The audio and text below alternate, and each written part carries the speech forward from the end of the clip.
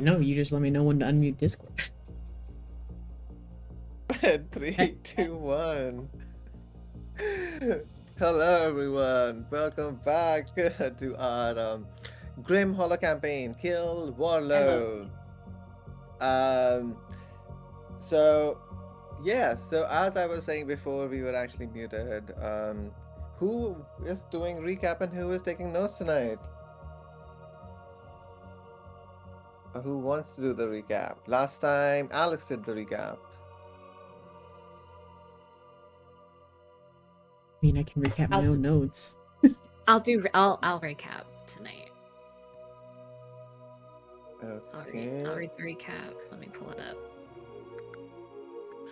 Story so far. And anyone wants to take notes? If not, it's fine. I can take notes today.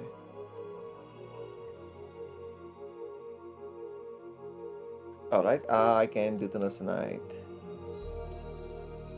All right, then. All right, Mickey, I can do notes. You sure? Yeah. Boone could use all the help he can get with this fight. Because I've been rolling like garbage. So yeah, I'll do the notes. Okay. Thank you. All right, so Nat, take it away for the recap. Alrighty, thank you, Sia, for the notes from last week. Alright, entering the inn, Valia is tired from the day and unfortunately is unable to dodge the net that comes flying in to capture her. And out of the shadows come 3 goblins and they're looking to lay a trap for the Volatones. Unfortunately, our group is what walked in. Annoyed with them and with some not so great rolls to convince the trio of goblins, we are fleeced of 15 gold just to stay at the rundown abandoned tavern. Mars is the one that coughs up the money, and then Boone and Cal start blockading the door with tables and glass bottles to alert them if someone is trying to break in. Meanwhile, Mars, Mallory, and Valia look through the whole tavern and office to find a secret tunnel behind a large barrel, the barrel casts in the back. Peeking their heads in, Mallory notices a trap just inside that would trigger upon crossing the rune, but she does manage to hear some voices, so she takes a chance and uses the message cantrip on the off chance she can get to Arcos. Arcos happens to be there and seems suspicious but still happy about Mallory being there and sends them an invite for more food and comfort in this mysterious tunnel. Back with the guys, as they bask in their passive-aggressive quietness, they finish blocking the door, and Boone starts having a therapy session with Bubonic and continues to ignore Cal, and Cal is just happy to be ignored. Mars does go to retrieve them and slightly chides them for their surly behavior. As the group enters, they can sense tension in the space as they come upon the secret tavern that the Ebon Syndicate have made. Most are seated with weapons around the tables, not really partaking in usual evening merriment. Arcos jokes to Mallory about fulfilling the job to kill the Volatant leader, Stanislava. Mars does attempt to soothe the room and bring peace of mind to those present, but the tension is too high and she's met with the wrong end of crossbows.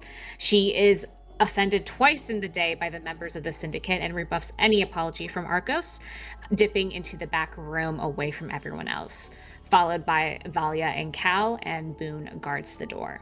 Meanwhile, Mallory sits with Arcos and he explains that things have gone very poorly with the Volatants and that's why everyone is on edge. Mallory tries to reset the conversation to understand what has all been going on. Arcos says that his nephew was taken by the Volatant.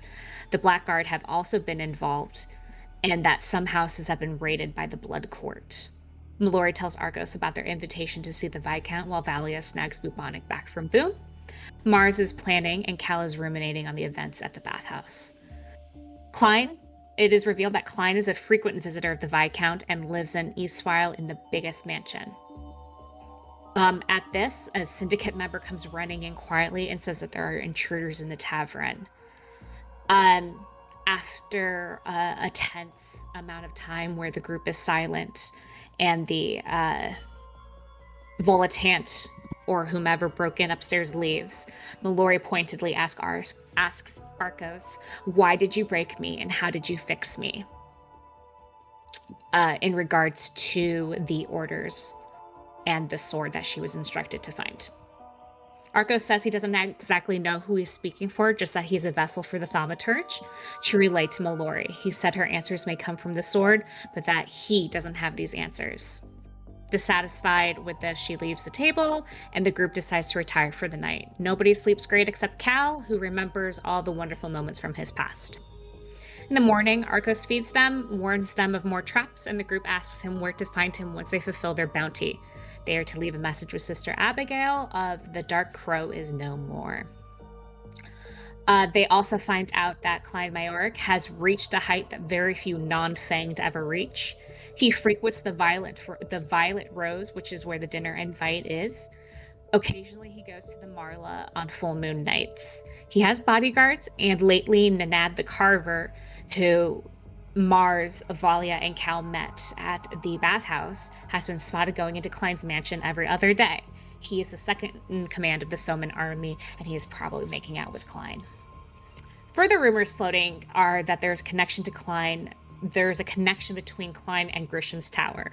It is a centuries-old tower, and no one can really remember when it showed up. The owner was, as far as anyone knows, Thaddeus Grisham. Arcos also warns them not to fall for Stanislava's words when they encounter her. The group packs up and heads out to the Baron's house, and also to get fancy and flashy wardrobes for their upcoming dinner. The Baron's house is boisterous and loud, and they see someone who looks like Vinny, might be his brother. The whispers around them are all from the Soman army about kicking Ravo's ass. No one can see any Valentants, but they do see the guards. Boone catches Vinny's scent, but it still could just be his brother, and they follow the man down the stairs where they hear the sound of cheering and yelling, finding an arena with up to 100 people hollering around with a 3-on-3 fight happening. And then our group decides to jump into the fight pit, and now we are trying not to die. And that's what you missed, Ungly. Yay! Yeah. And let's just get into it. Where is Al? And that's where we were, right in the pit, where gouts of fire also come out.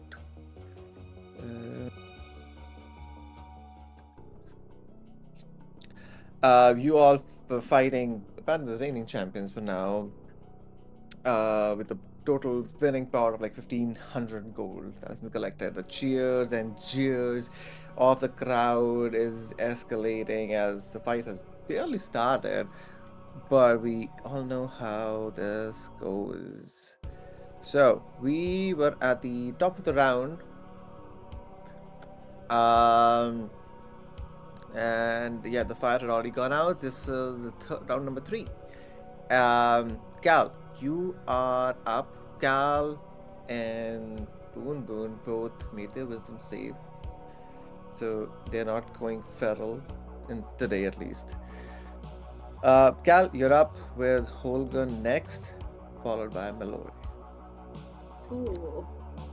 Bonus action, he'll go ahead and roll his D12 hit dice to try and get some healing back. Oh, nice. Alright, that is a 12. Ooh, good. So he will heal 12. Get him back up to 25. Nice. He is going to take the opportunity attack and move away from Holgan. And I forget that Kyle can move through other people's faces. And opportunity attacks have disadvantage against him because of his subclass. Wow. So he's actually going to move through Norsh's space to get on this side of him. Alright. Holgan doesn't take the opportunity attack, sees you go away, sees Norsh still does, like not worried about you, and focus on Mallory for now. Alright, that was your move. Okay. He'll take 2 attacks against Norsh. Not 2 attacks, 1 attack. Sorry, we're not level 5 yet. 1 attack against Norsh.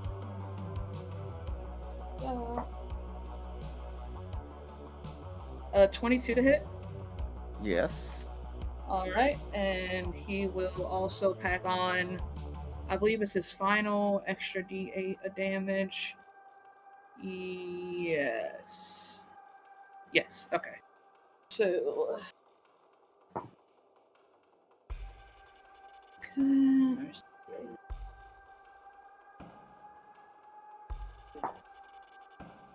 Oh, that was good.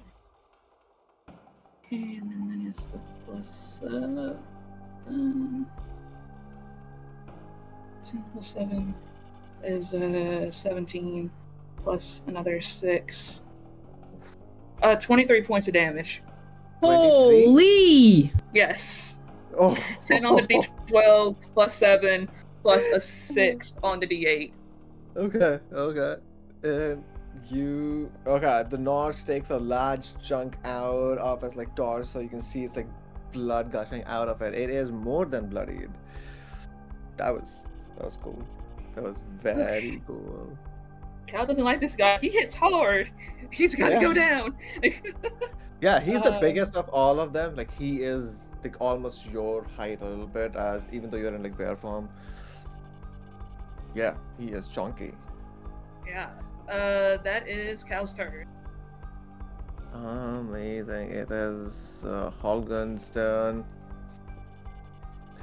As that large chunk, as you slash through Nosh, the crowd just goes super wild, and a cheer starts to go round. Everyone's like, blood, blood, blood, guts, blood. They're just like going mad about this. Hogan, okay. So Hogan has you pinned. Oh, there we go.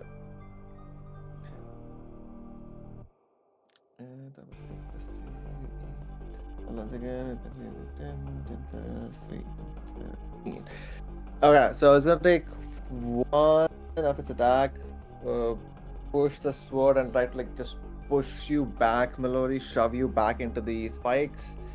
And Ailey, you have to give me. There are Dex. Yeah, you're gonna give me the strength or Dex saving throw. Is it against being restrained or just? No, it's just A like saving throw. shoving you Okay. in the spikes. If it succeeds, then you're pushed 5 feet away. Okay. I don't want that dice. I want this dice. Actually, you know what? No, he is going to shove you, but he's trying to like grab hold of you and. No. You know what? Go for it. Yeah, he's shoving you in the He's whole thing. He's throwing me into the pushing me into the thing. So Okay. Dex or strength saving throw. Okay, that was 14. All right, you succeed. He is unable to like grab hold of you and push you. So instead, let's go and just gonna do slash attack against you. Sorry, that's gonna be. Nope. That's 5, 8. 8 will miss completely. Yep.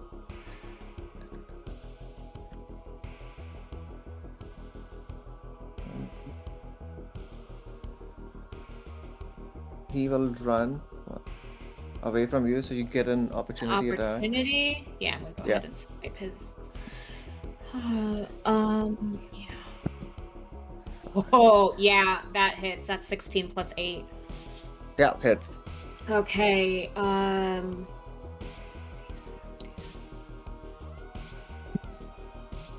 okay, that's 5, so that's 11 points of piercing damage, and then it's gonna be 11 piercing, right? and then 2 points of force damage. And 2 points. Yeah. Got it. Awesome. Okay. Yeah, getting away from you just like goes in to round up Gal and just yells at Nosh. I'll help you. We take out the big guy. Melody, you are actually up with Balya on deck. Mallory rolls her shoulders and stalks up behind Norsh, since this asshole's bloody, and she's going to attack him. Nice. And So I you get get advantage. advantage. Yeah. And I also, yeah. Oh, natural 19. That's, yeah. 19 plus Alright, cool. 8. So that's 6, 7, 8 points of piercing. 8 points of piercing. Nice. 3 points of force, and then let me roll that sneak attack. Ooh, 6 points of sneak attack damage for Nice. that hit, and then I get my second hit. 13 plus 8. That will hit. Okay, what is my dagger? That's a D4. That's not a 4. This is a 4. Ooh, 4 plus 4. That's 8 points there, and then my third hit. That dice went away. 11 plus 6. 6, that also 17. hits. Okay. And that's 2. That's 6 points of dagger damage. How do you want to do this? Hell Let's go. yeah. This is my first time using my god sword, and I slash deep into his spine and then quick cut down with my daggers and push him over with my shoe or with my foot. Nice. And I sigh and look at Holgan and wave. Yeah, Hogan looks shook now as he sees you wave, and he looks at his team. But that was all your turn. You still have some movement if you want to move. I'm going to step over Norsha's corpse. Yeah, you can. Yes, I'll just move him a little bit here. That's a... Yeah. Because I want to disrespect that. Oh, that is a 10 feet deep Oh, pit. there we where go. you're going. There we go. Yeah. Oh, cool. Then I'll stay there. I don't want to go into the pit. Cool. Valia, you are up with the monster, and then Jed.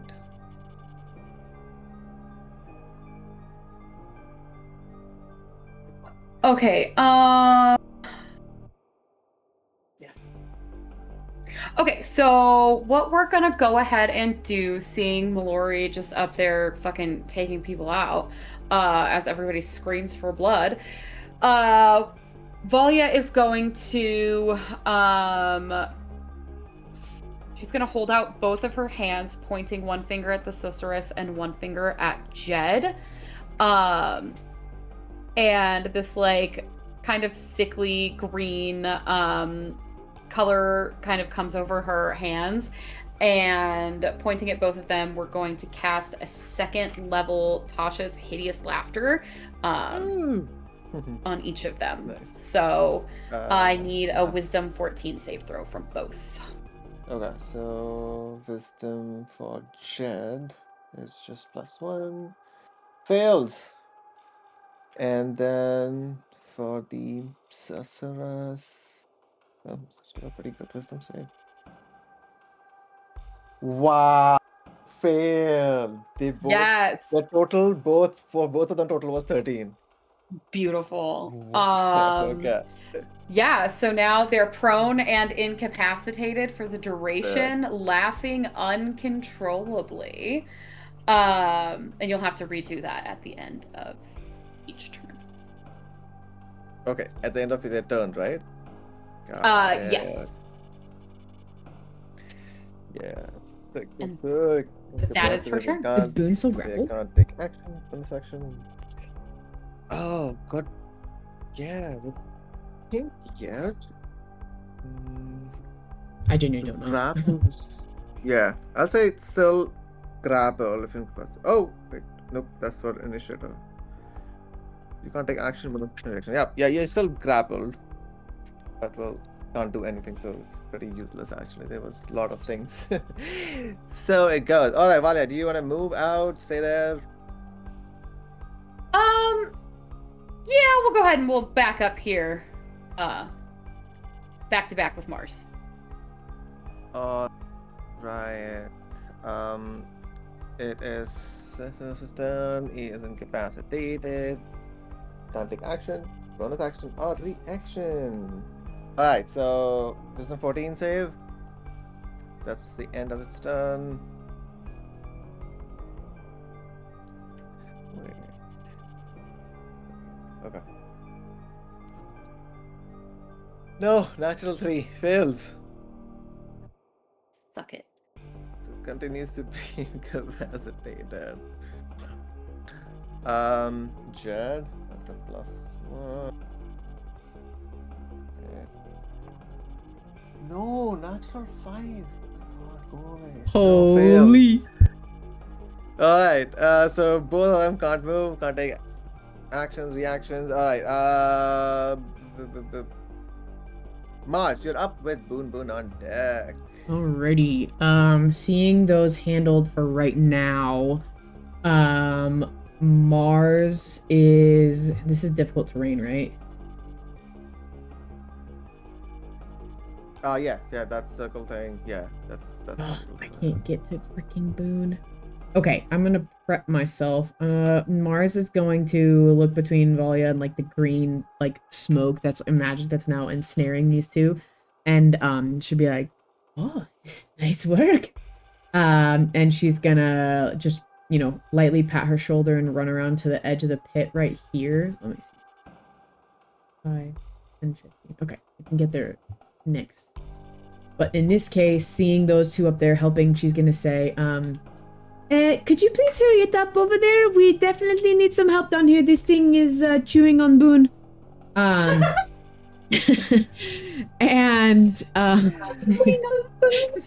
I'm going to cast first level Dissonant Whispers on Holgan. Oh.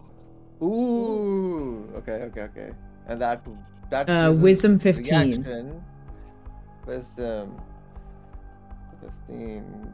It's got 0. Nope, natural 4. God. Beautiful. Oh, yeah, nice. Okay, Yeah. so And that's... that uses reaction, right? Yeah, I'll read it to you. And I think this is where we discovered that it does trigger an op attack. Yes. Yes. So that is 5, 9, 12 points of psychic damage. This was on Holgan, right? Yes. Oh, 12 psychic. Nice. Yeah, hopefully doing some damage there. 12 psychic, and yeah, using its reaction, it has to move as far away as it can. Yep, and that will trigger op attack from Cal. Yeah. Goes away with 3, 4 all the way to the gate and starts screaming as it's looking around you, and just starts screaming like, no, I don't bite me. I don't want to give my blood. No. And just runs scared, as if like, and his eyes are not on you. It's just like looking around, just like as if like through you, with genuine fear, and it runs away. Cal, go for the op attack, man. Let's do this. How's a nat 20 for a 27?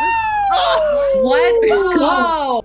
Well, Hell yeah. and what I love so much here is that the literal words of the spell say it hears a discordant melody. So like all they see is Mars just pulling out a harp in the middle of a battlefield and just like start playing some music. And then this person is just screaming and running away. And they're like, what? And then Cal's like, boom! All right, go. I mean, I'll give it to you. This is how you want to do this for sure. But roll that damage because it is brutal, right? We do brutal crit. Yeah. So that's automatically 12 plus the modifier is 7. So that's automatically 19 points of damage. And I just rolled a 6. So 25 points of damage. 25. Let's go. Yeah, how do you do this? Just followed up like Mars's cue, like hearing her say that, and then as seeing Mars do something to this guy, as soon as he starts to run away, it almost lines up the shot perfectly, and Cal just in his bigger form comes down with all his might with a roar and just kind of cleaves through from like where neck meets shoulder and just goes down as far as he can. Just trying to split. Ooh. The crowd goes wild. That's another body drop, and just the cheers just go wild. Like yeah, yes, yes. It's also more wild because it's like what 9-ish a.m., maybe 10 a.m. at best. People with day And like drinking blood. people, yeah, they're just like going crazy. People start like ale is pouring down now. People are throwing ale, and there are some disgruntled like, oh, what is this? Um. So then what I will do is, after looking up that way across the pit, Mars will then look down to Boone and say, I think you probably want to get away from that strange porous creature. And I will use my bonus action to give Boone a bardic. Ooh, nice, There nice, we nice. go. So I was here 5, 10, 15, 20, 25 to get out of the way. And I think that is my turn. That was an awesome turn. Alright, Boone, it's your turn. You are grappled, but you can take actions, I think, freely. Yes, I can still take an action. So Boone kind of looks like, you know, when a dog gets stuck somewhere and it's just panic in the eyes and their legs just sort of flail everywhere until they get free. That's sort of what he looks like. Amazing. So he is going to definitely try to break free of this grapple because he's doing no good to anybody. Being so close to this creature. So, is it just a strength saving throw? I believe it is. Strength or dex. I think, yeah. Yeah, it says grapple, so I think it has grapple. Strength or dex. Yeah. Okay. Well, and here goes nothing. With the d6 from Mars. Is that 19? Yeah, that's gonna be a 20... 30? A 30? 30? It's a 30 to break free. Yeah, you break free, and you break free with such a force. That was a strength, right, or dex? That was strength. That was a strength saving throw. That was strength. Okay. I rolled a 19 plus 6, and then I rolled a 5 on the d6. Okay. You break free with such a force that you feel, you see its arm that was like grabbing you almost like stretch, like its shoulder almost like stretching away, and you can see a little bit of tears come up. Alright, that was your action. You still have your movement and any bonus action. Yeah, so I get 40 feet of movement, so I am going to just... Okay. Fuck. Oh my god.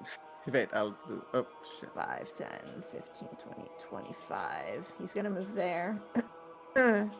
And as a bonus action is going to use a second wind. Oh, nice.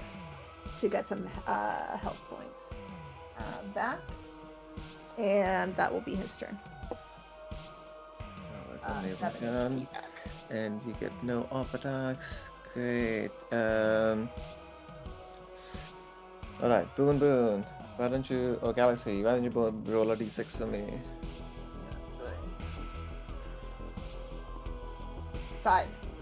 5. Great.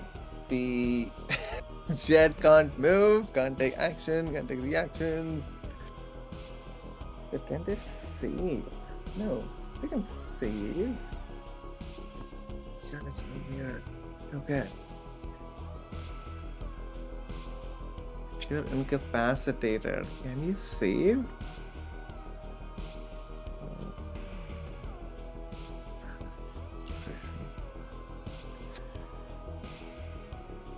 Okay.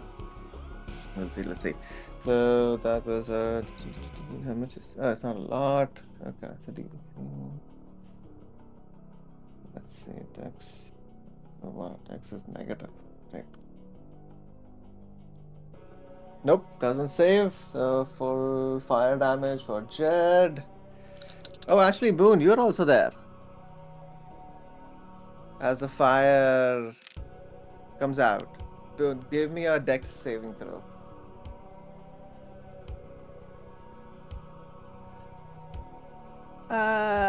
13. Okay. You saved. You take 7 points of fire damage. So what I just healed. Cool.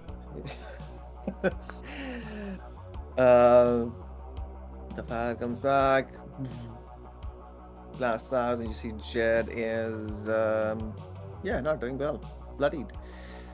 Back. Top. Cal, you are up. 2 have down. Cal. After Cal is gonna be Mallory. Okay. You said to get down into the pit and get out is 10 feet for each one? Yeah, the pit is like 10 feet down, yeah. Okay.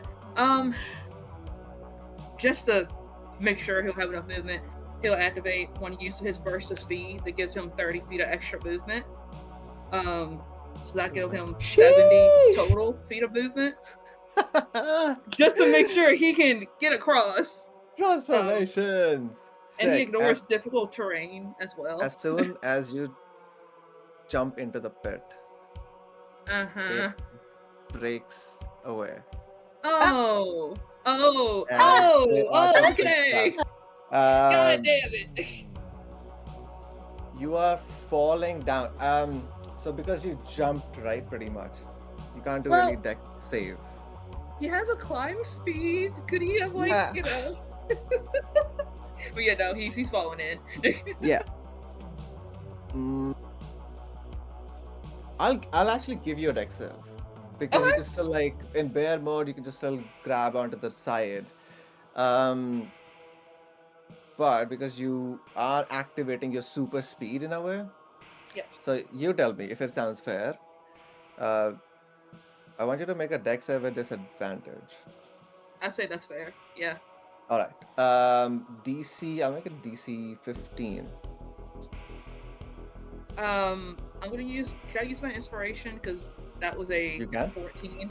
So inspiration is if you roll, and you have to then re-roll and take the new result. So roll first. See if you take fate points and fate points. Yes, you can always add those. If you had any fate points, because you had a 14 and you needed a 15. Did you have 1 point? Let me check my tracker. According to my tracker, I have none. I mean, did you? If you forgot to track them last game, that just kind of sucks. But if you literally missed any attack or any save, you would have had some. Yeah, I know I did miss at least one thing last session, but not having tracked it, you know, that's on me. Yeah. +2. 16. 16? Yes! Okay. You just save yourself as you go down. You hold on to the sides of the pit, just hanging, and you see the drop, which was 10 feet. There was another 10 feet below, so it was 20 feet, and that's where the spikes come up. So you're just like hanging there. You use your climb movement to come. You can come out of the pit easily. Cool. So I would say at least 20 feet of your movement has gone, just going down, coming back up at least. So you still have 50 feet. Okay. 20, 25, 30, 35, 40. Yes. Okay. Oh, okay, that was close. Okay. He's gonna swing. Is it advantage on the attack? Yep. Since. Okay. Yes. Cool. Get that back. There we go. 22 to hit. 22 to hit hits. Okay. Yes. That is 17 points of damage. Oh, sick.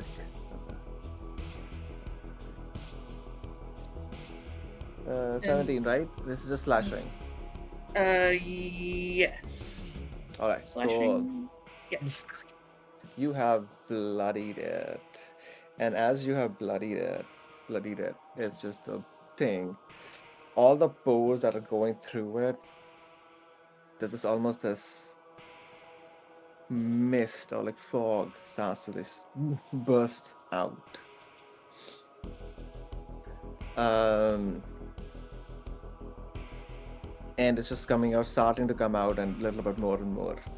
I Cool. want you to give me a Constitution saving throw. Sure. Yeah. And Okay, as the fog kind of comes out, it starts like roiling on its own, just as it's sentient in some weird way. All right, what did you roll? 19. 19. 19? You Yeah. are fine. I mean, you'll take like 9 points of poison damage. Ew. Poison damage, sorry. 9 points of poison damage, and are not Okay. poisoned. Bonus action, he'll use the hit Yes. dice. Okay. Actually, the bonus action, he'll take a healing potion. Cool. Yep. Sick. Okay, I'll get that rolled up.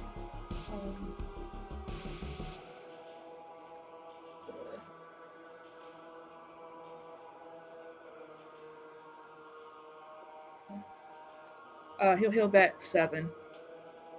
Nice. So he's 7, at nice, 23. nice. Yeah. And that's his turn. Okay. That's good. And as the fog is coming out, as this mist is like kind of coming out, is around this sort of creature, it's just taking just literally 5 feet around it as an aura. Mars, you see this, and it reminds you of the darkness back at home.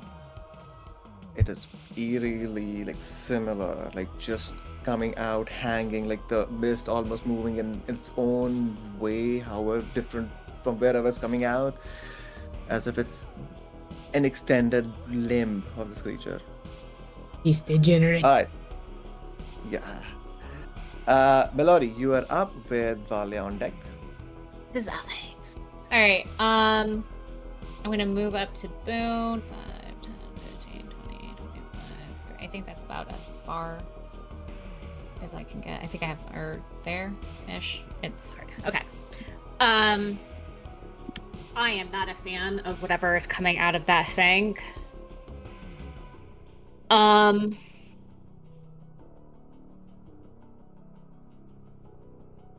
And I did not want to get closer to that. I'm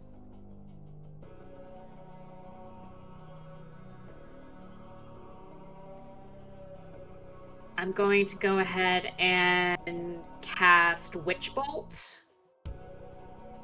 on Ooh, okay, Jed. nice. Where?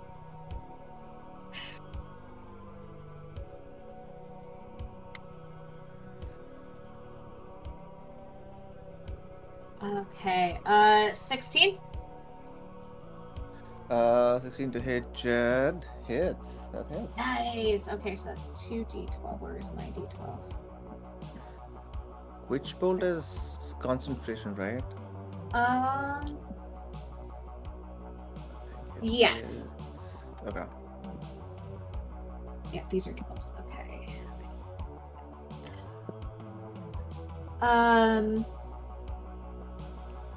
Ooh, okay. 8, 9, 10, 11, 12, 13, 14, 15.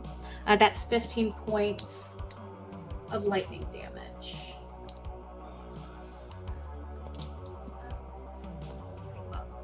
And I'm gonna look over at Boone. Hey, nice that you're joining the party. Wait, how much was the damage? No, 13. No. It was I think you 8 said plus 11. 7. Oh, never mind, yeah. 8, 9, 10, 15. 11, 12, 13. Yeah. Well, no, I have my bonus action. 8 plus 7 is 15. Yeah, Yes. 15. Alright, Jed is also looking rough as that lightning goes through, and you see Jed already incapacitated. Just moving on the spot, shaking, and the crowd is just going wild, and we're like, in the pit, in the pit. Just everyone joining it as the pit had opened up. Okay, Melody, anything for you? That was your action. There was some movement. Yeah, I'm good. I don't have anything else for a bonus action, so I'm good. Got it. All right, Valia, you're up, and then Cicerus, it can't do anything except saving throw. Yes. Okay. So, both are still racked with laughter. How does something with We all are- those holes laugh? I don't want to think about it. It's laughing out of all of its holes. She No. is going to.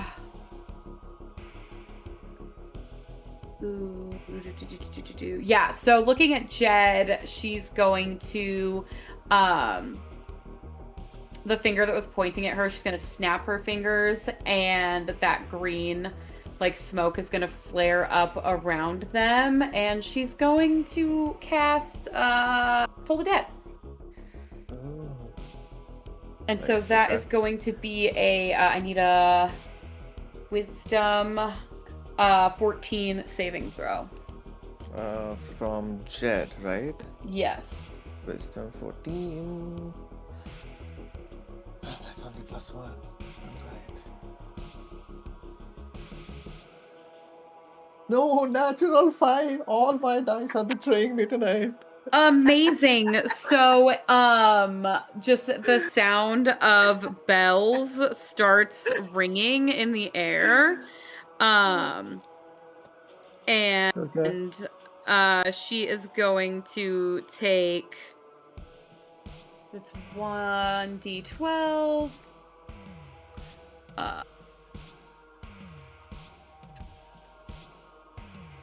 Oh my god. 1 point. What? No! No. Yep. Oh my. Yep. Valia, Yeah. no! Do you want to use inspiration? You can. Reroll. You know what? Can You know what? reroll? I do. Wait, I hold on. do want to use my heroic inspiration. You know what? Normally, I think it's not. No, you. There is any die. Yeah, it's any die. Yes, you can. There you go. Yeah, we're gonna go ahead and do that. Yes. 6. It is 5 times better than 1. Yes. Yes. I'll take it. Take it. Yeah. You see Jed's body already like shaking, convulsing right now. Her pallor like becomes even more paler as blood starts like pour out of her mouth. Sick. Okay, that was your action. Your bonus move. No, she's good. She's good where she's at. Awesome. Okay, it is sorceress. Can't do anything. It's also prone. Actually, it will at least. No, it can't get up because of the whole thing. Okay. What's the what's the DC for wisdom? For Tasha's, it's 14. 14, right? Okay, I'll ask my number 4 D20. Let's see. No, 9! Plus 4, 13. Beautiful. This is one of those moments when being a cleric feels so worth it. The sorceress continues to just. It's all of it's like 4 legs or 2 arms, 2 legs, whatever you see, I want to call it. They're all up in the air. Looking for scratches. That is its turn. Jed. Oh, Jed has got. That's also 14. No, natural 8 plus 1. Nope. Alright, Mars, you're up with Boon on deck. Jed is looking rough, and Cicerus is bloodied. Okay. Let's see. Can't do any ranged stuff because it's a disadvantage. Ow, I don't have a lot of Cantrips. Okay. Wait, hang on. Oh, wait, no, never mind. That's not gonna be super effective. I thought it was the other one.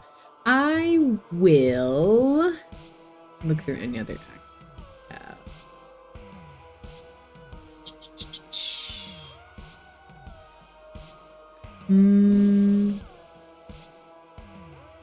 Okay.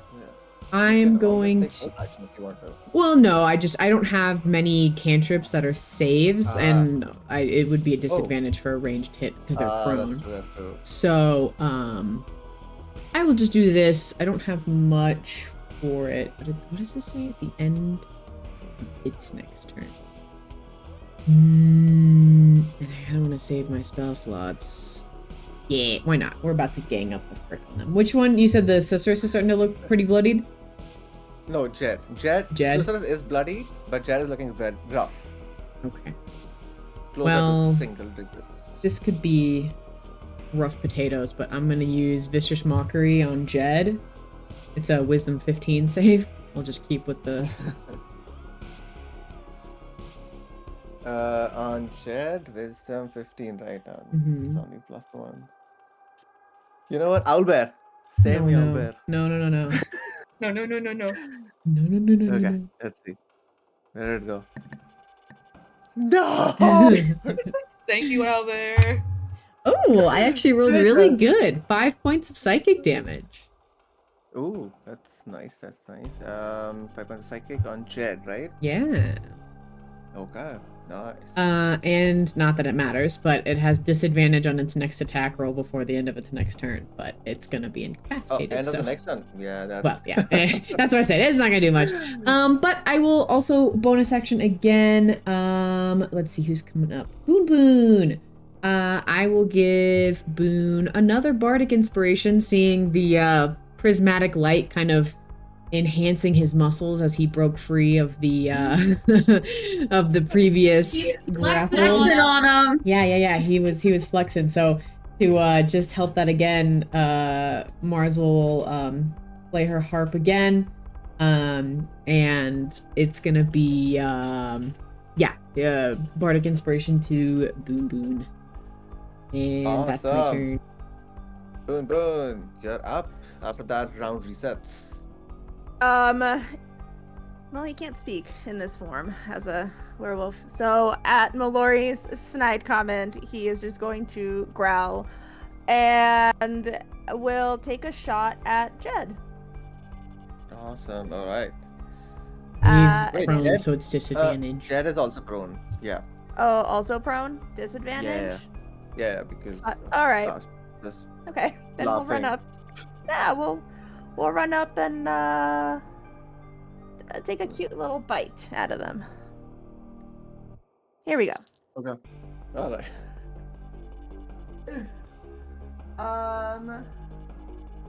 That is a natural 18 for, I think it's gonna be a 22, 24 to hit. Okay. Yeah, it hits. I can add Bardic to the damage, Stewa? No, I don't have Battle Bard, but Not this one. Okay. Let's see, hang on, let me double check. 5 points of damage. Oh wait! Yes, you can.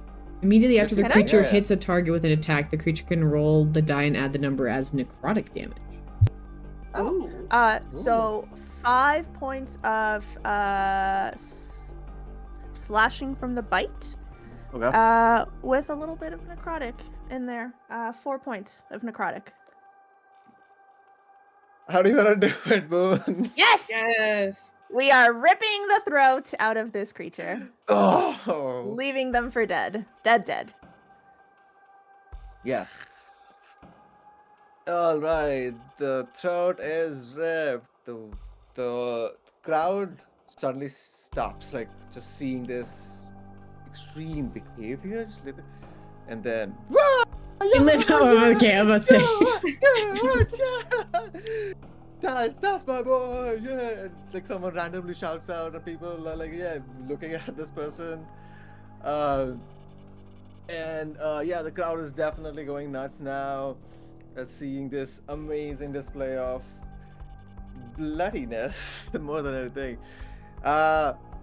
Alright, Dad, do you want to move, Boone? Because the fire gout, you're in the way. You know that now, for sure. Am I in the 5 feet of that?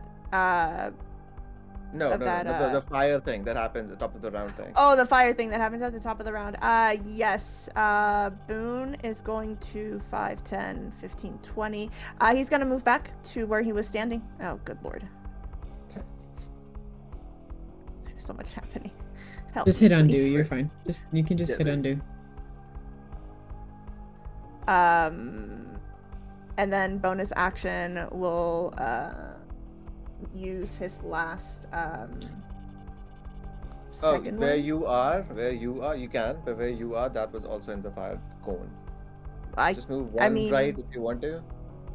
to the right. Yeah, to the right-ish, you can.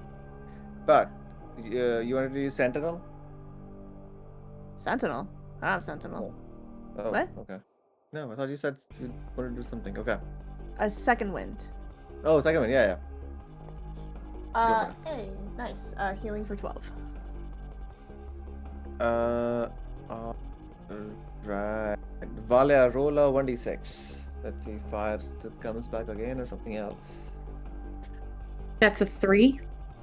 That's a 3. Thankfully, none of you are in that. As a lightning breaks out from the other side.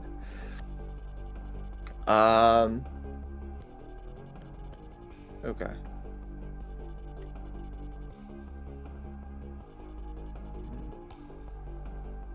We have 5 minutes before the break. You might be able to get this or not. You know what? Let's take a break right now.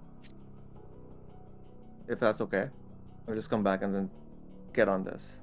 Yeah. Okay, Wait. sounds good. Is that okay? Yeah, yeet. Yeah. Yeah. Yep, sounds good. Okay, Right. let's take a 10 minutes break.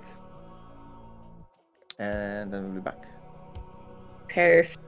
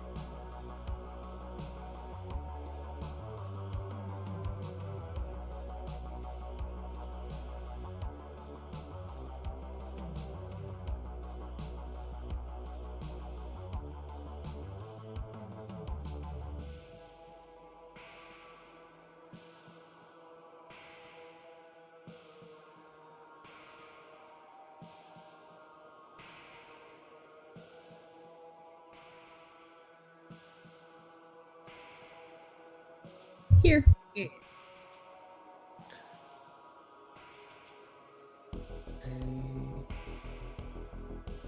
Nat, you're also back? Yes, sir. Awesome. Okay, I think. Oh, we're back, and we are back.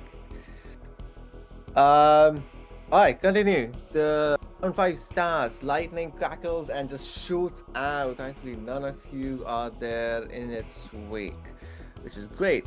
Bakal, you are up and you are in that miasma surrounding it. And as you start your turn, can I get one more Constitution saving throw? Yes. Okay, and that's easy on that. What's 4? 16. All right, you stay, but you take 5 points of poison damage. Okay. Got it. But you're not poisoned. That's also good. All right, go ahead. Yes. Okay, he's gonna swing.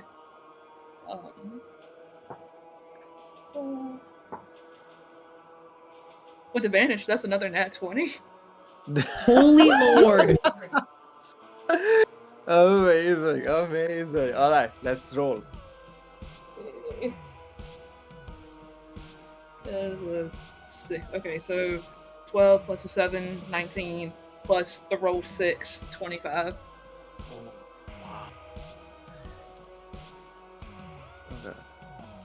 Okay. I mean, it's looking rough now. It was bloodied earlier, but now it's looking rough. Okay, Cal's gonna be smart this time and step out of the aura of Sick. yuckiness. And bonus action, he'll roll a hit die. Oh, nice. He will heal back 5. So you're back to 20... 23. 23, right? Yeah, okay. Any bonus action from you? That was a bonus action. That was a bonus Hit action. dice. Yeah, that was a bonus action. So that's his turn. Okay. Mallory, you are up with Valia on deck. So, because Boone ripped Jed's throat out, I am no longer concentrating on witch bolts. That's true. We're gonna go ahead and 5-foot step back, just so I know I'm out of range if that fire burst comes out, and I am not getting close to that thing. So we're gonna pull out our trusty short bow, and we're just gonna hit it with an arrow. You have to be at disadvantage unless you go back to where you were and you don't move and you use steady aim. It's gonna be disadvantage. It's Yeah, prone. because it's prone. Any Prone. ranged attack is Gotcha. prone Yeah. for projectiles. I didn't. I forgot it was prone. But- Thank you. But melee attacks have advantage on prone. Right, but I also have disadvantage on all my con saves now, so Oh. For reasons. for reasons. Well, yeah. I was gonna say we. All right, that's 18 plus 6. Oh, hits. 1d6 plus lower. That's 6 points of damage. Nice. 6 points of damage. Nice. Alright. Anything else from Mallory?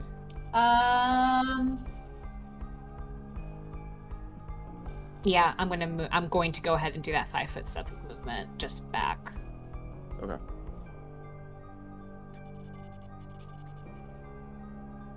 You didn't do the steady aim thing, right?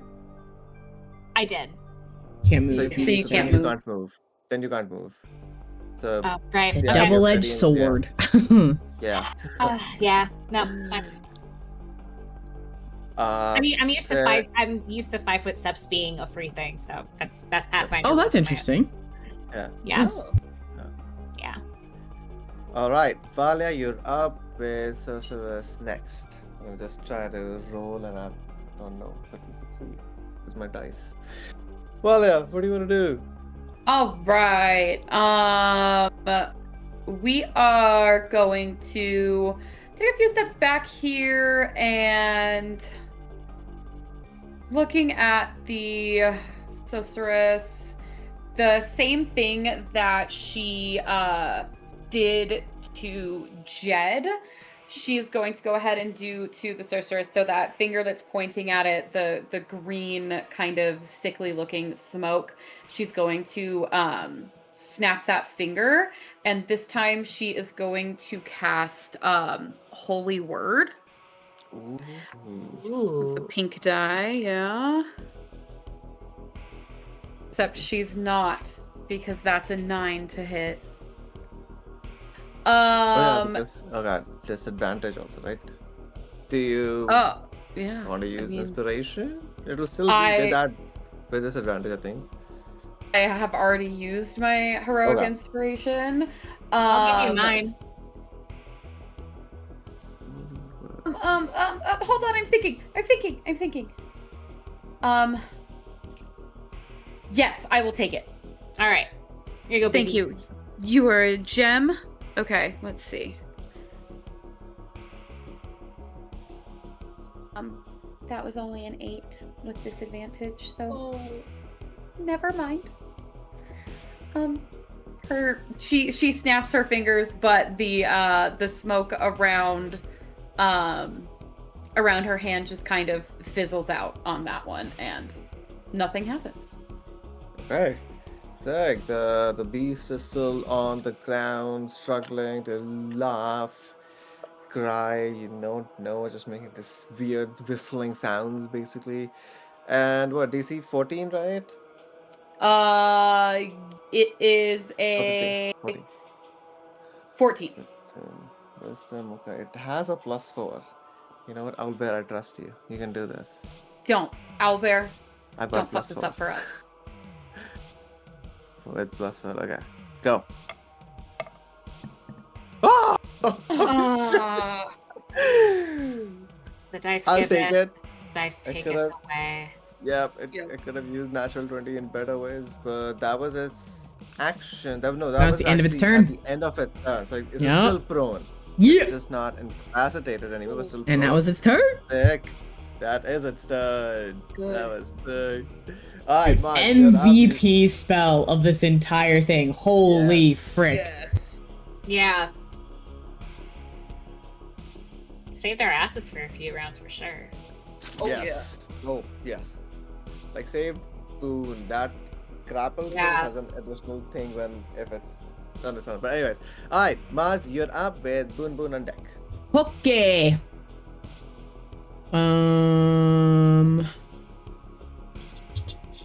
Well, this might be helpful now. Although we might gang up on it. Well, that's fine. I'll do both. I am going to... Oh my. Sorry, the little things are distracting me. Vicious Mockery on this thing. Wisdom 15 save. No. Ah, 15 save? frick. Okay, so Dog. it's plus That's 4, enough. but okay, let's go. Okay, plus everything 16. No, this Alright. plus 4, 20 actually. So same, All right, it saves. Well, I tried. I'm gonna take another. Can I go to this spot here, or is that like too close to the grate? Oh yeah, you can. Okay. Okay, that was my action. So bonus action. Let's see who is about to get something here. You know what? Let's give it to Cal's going next. We need Cal to make some hits. So,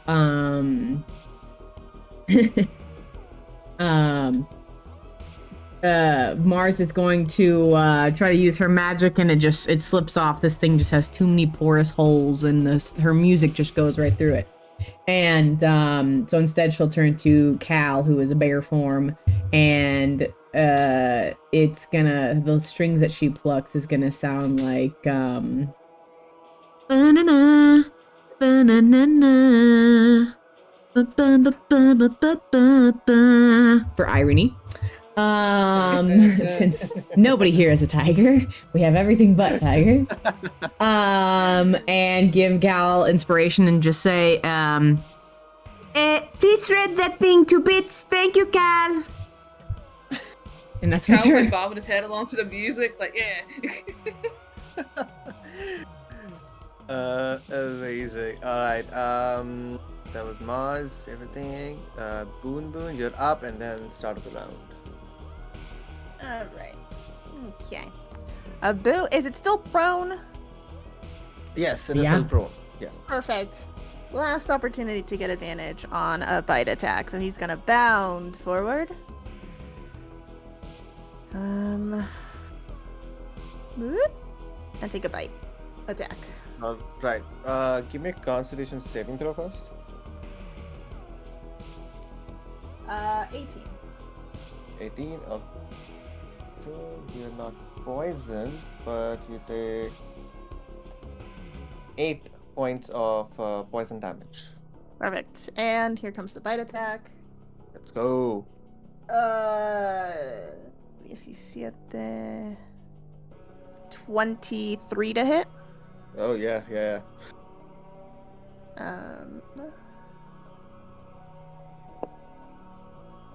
What is this? 8 points of piercing damage. 8 piercing. Got it. I'm sorry, 18. slashing. I don't know why bite is slashing, but it is. Okay. Yeah. Okay. Okay. Cool. It goes through. Yes. Perfect. So- And then I don't want to stay here, so I'm gonna risk an attack of opportunity. Hope it doesn't grapple me. So I'm gonna move back. Let's see, I was here 5, 10, 15, 20. I'm gonna move back. Oh, good lord. Oh my god. Wait, 10. Okay. You're in the way of the fire. You might want to go the other direction. The fire I can handle. Getting grappled again, I don't want to do. It will take an attack of opportunity. Why not? Oh yeah, 18 plus numbers hits. Wait a minute. At disadvantage though, because it's prone? Yes. Yeah, it's still prone. Yes. Yes. Nope. 5 plus some numbers does not grapple you. Hey. Suck it, holy man! And he'll I move was back. looking at the capacitator, that's why. He'll Oh, move back yes. 10 feet. And yeah, he'll stay put. Amazing. You stay put. Alright, Mars, roll me a d6. Oh, Lanta. 6. 6. 5 comes back up. Both of you, Melody and Boon, give me a dex saving throw.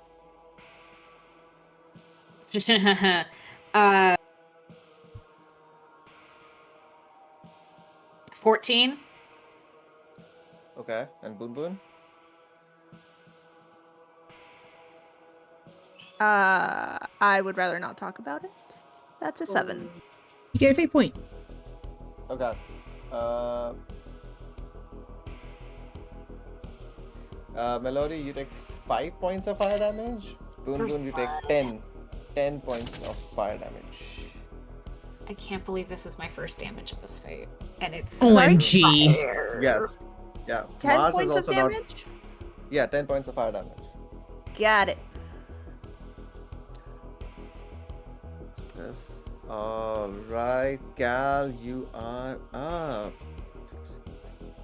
Okay, while the creature is still prone, we're running back in. Still prone, running back in. Give me a con saving throw. Yep, coming right up. Was for a 21. Yes, you are saved. You'll take half damage. Wow. 9 points of poison damage. Ooh. Yuck. Okay. He is coughing a bit through all of Yep. that and kind of rights himself and attempts to go in for a swing and Yep. still advantage. Yes, because it's prone. Yes, it is. It is rough. It is rough. Okay. Hopefully we can make it a little bit rougher. Yeah. 17 to hit. Hits. Okay. I'm gonna use the D6 of added damage because why not? Okay. Yes. From Mars. Okay. 7 plus 7 is 14 plus a 5 on the D6, so 19 points of damage. Sheesh! How do you want to do this, guys? Damn. Yes.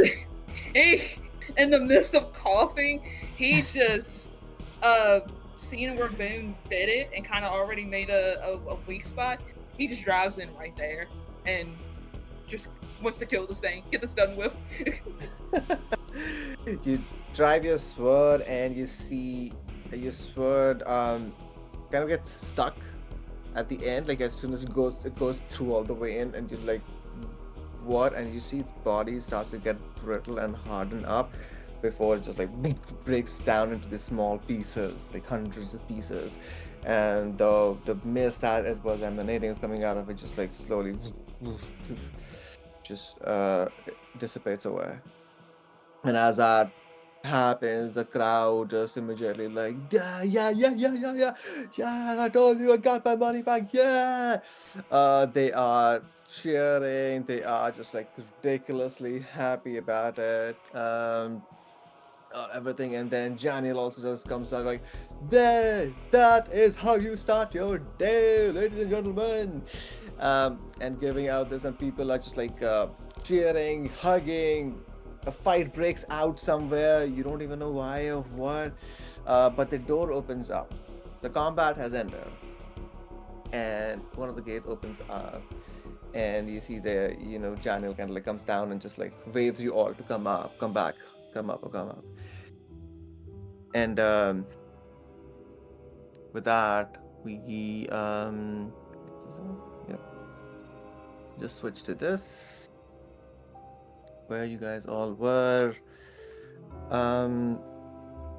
You're all led upstairs away from the crowd, and people like try to give you high fives, and Janet just says like, "Woo, that was great. Come on in." Vinny was telling me all about you, by the way. You saved his life. I mean, I really thought he was dead. It's been over a year now. And he takes you into one of the rooms. We'll just use this. I'm just gonna place you guys here. You can sit. It's like an open room, and there are like two kind of like people just standing outside. One of them is inside. You can see they have the guards situation going on.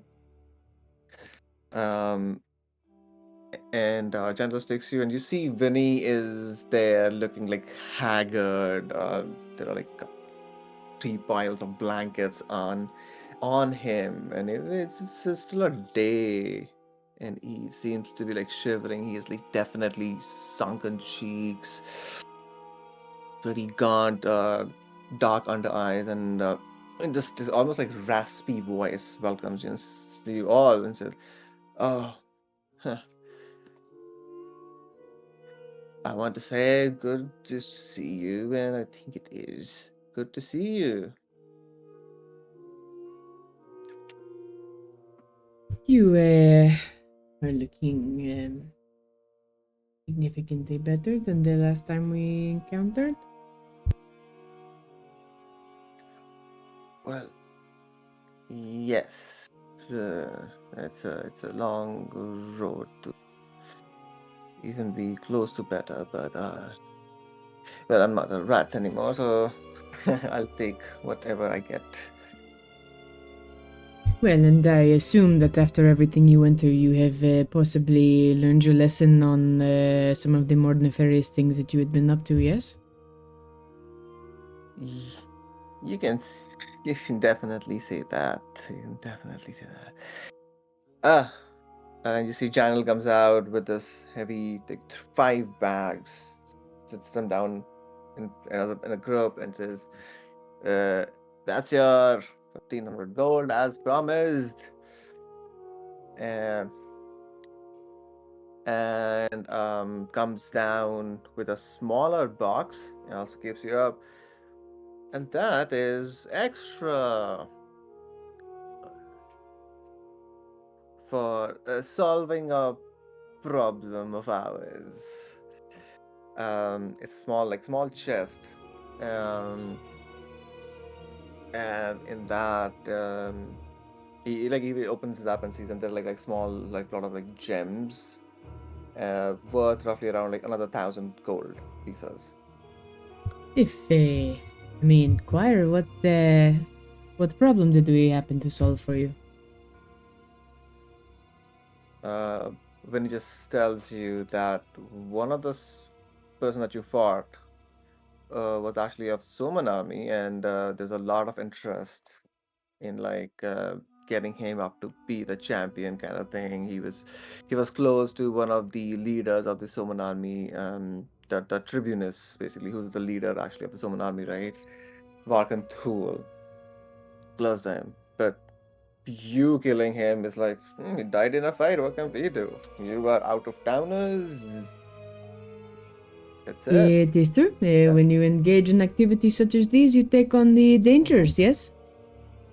Yes, exactly. At least, and that helps us also. A lot of these soldiers keep coming and keep, saying all these things, how strong they are. But uh, it, did that, is that all that you came here for? A fight? I mean, glad to have you back. Come here more entertainment. Like we got a lot of money. Lot of bets were made. Mars will look to everybody else at the couches and look back to Vinny with a raised eyebrow and say, if you do recall, the last time we encountered each other, you were leaping through a window after not necessarily fulfilling a part of the bargain that you told us that you would. You were supposed to help us get out, and you fled instead and left us in a burning room. Well, I'll keep it short. I saw an opportunity to save my skin and I took it. And he just like shrugs. But now I'm here and you are here. I am healing, hopefully. How can I be of help? What can I do to get that death squared away? At this point, like more like drinks have come up, like some food, like charcuterie board kind of thing have been also shoved over here and come. So,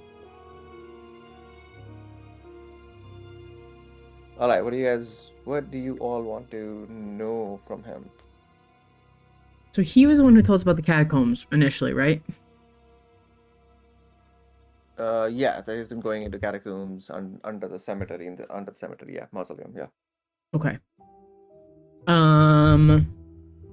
And sorry, it has been a minute and I don't remember the notes. Did he Yeah. say that the catacombs connected to Grisham's tower?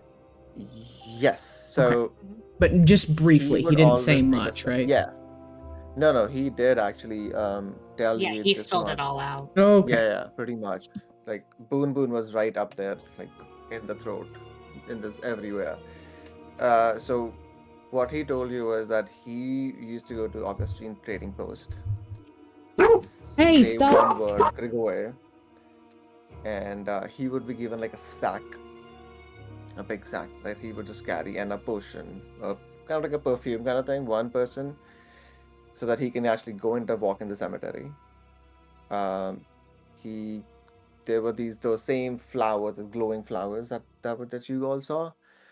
Kind of like follow them, and one of the paths led to this almost like fleshy or very soft, uh, end point, um, and how he described was like a heart, roughly a heart-shaped entrance or door, and his whole thing was keep the sack there and just walk away.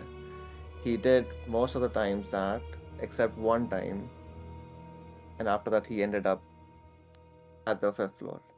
The door opened up and he wanted to see what was inside, maybe get even better loot, better stuff, and he doesn't remember much after that. No, the No, door the door yoinked took him and into then the tower. yeah, fricked him Oh, up. okay. That's where I In was. the catacomb tunnels, follow the flowers, reach this heart door-ish, and that was towards the tower. Like it was his thing to take the Okay. sack, and he figured out the sack had bodies in it. Gotcha. Okay. Yeesh. Okay. But that right there is one entrance into Grisham's tower. Yes. Okay. Well, From the sounds of it, it sounds like it sounds like the tower above table, it sounds like the tower's active and like maybe that was like a security curse or something like that. well, I think he said that he remembers seeing somebody and they like took. I think there's just people in there and they just fricked him up. Okay. Yeah. Gotcha. Yeah. At this point, also, I will. He, as you're like talking about it, and he tries to remember, and just tells you that he remembers seeing, like, following in once the door opened up, but then he was grabbed by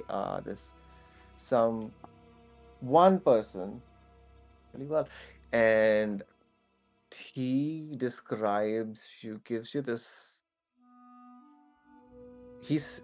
That person, whatever it was not a person. For him, it was like it was not a person. It reeked of death, and it looked like the Grisham, the wizard. Oh. Gross. Like he has seen the images, like somewhere, read about it a little bit here and there about Grisham, the Thaddeus Grisham, because it was at one point a big topic. Like, what is this? And he was also looking into it. That he saw something which reeked of death, which looked like Grisham in the tower. So Mickey, when we initially questioned him in the Marla, he didn't remember Grisham, but now he does? Yes. Okay. Sweet.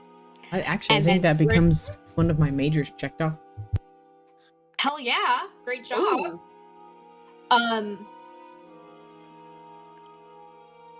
And if I can recall correctly, with what he said in the Marla, it was Grisham no, and then Grisham shoved this sword in his back.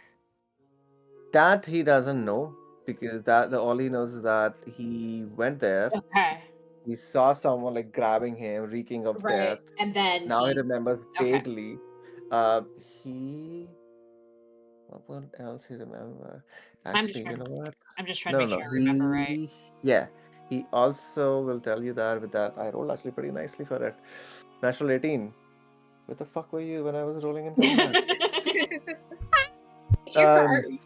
He tells you about this brief glimpses that he saw this almost as green light. He heard some more voices and screams, and he saw something which looked like he would describe it as like a lab setup. Okay. Like a lot of like glass jars, something in them, some weird tools that he doesn't know what they were. Torture tools. Mickey, from his description, does that kind of setup sound familiar to me? Yes. To you actually, yes. It would sound familiar to you. The whatever he's telling you and describing a little bit bits and pieces. Also, it would look like a wizard's alchemical lab. Yeah. In that ways. Yeah. Yep. Okay. Cool.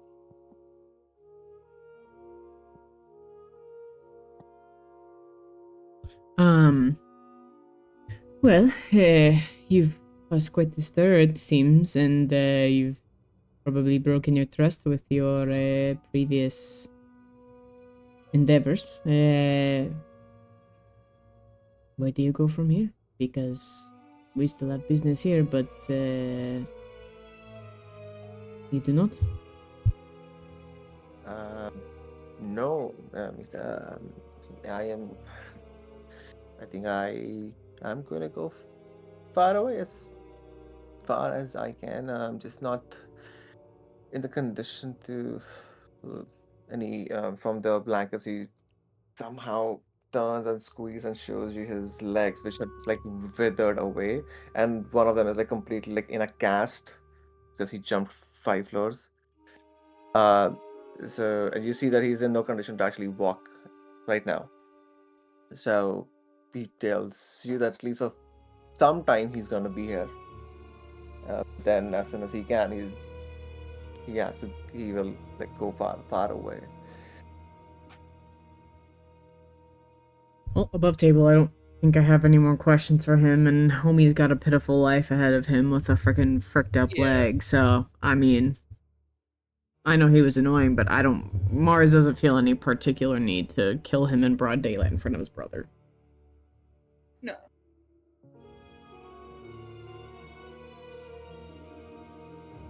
So we know how he got down to the catacombs, right? Yeah, okay.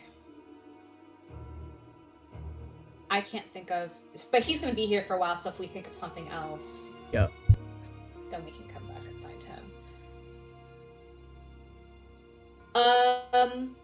I want to pivot. Mallory wants to pivot very briefly from Vinny to look at his brother, and our extra bazillion gold that we got. So those bored soldiers out there, they like to come in and fight a lot, huh? Oh yeah. Janelle is just like stuffing his face, got like this massive turkey leg, and just like eating it with both his hands. And in his plate is just like meat, proteins, only proteins. And he, with his like mouth full, jumps like, yeah, oh yeah, yeah. They're just like across the road over there, the whole entire camp. So this is the closest they can get. And they can make as much noise as they want to. So yeah, Any just Mhm. just the cannon fodder, or do the upper echelons get involved?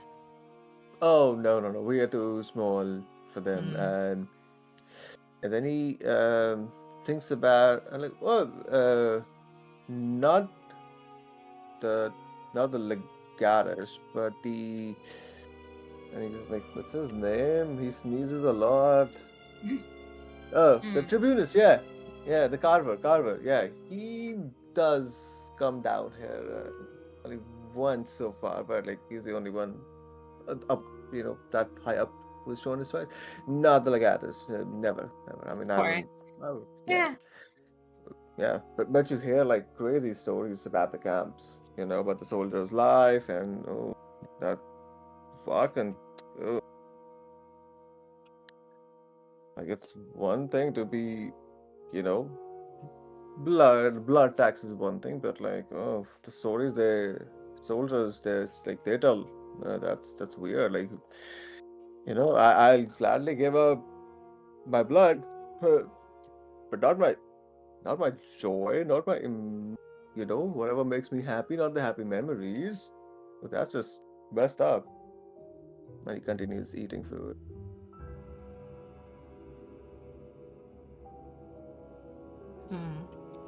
Mallory is going.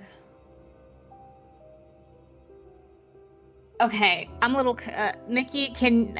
I'm sorry, my headphones are being a little weird. What is he saying that the soldiers are giving up that's messed Okay. up? So as he says that, Balia, can I get a history check from you? Yeah. Uh, with advantage. Advantage. That's 13. 13. Okay. So as Janel was talking about blood, giving up blood, but emotions, joys. It's you remember these things from your time that, well, vampires, blood makes sense.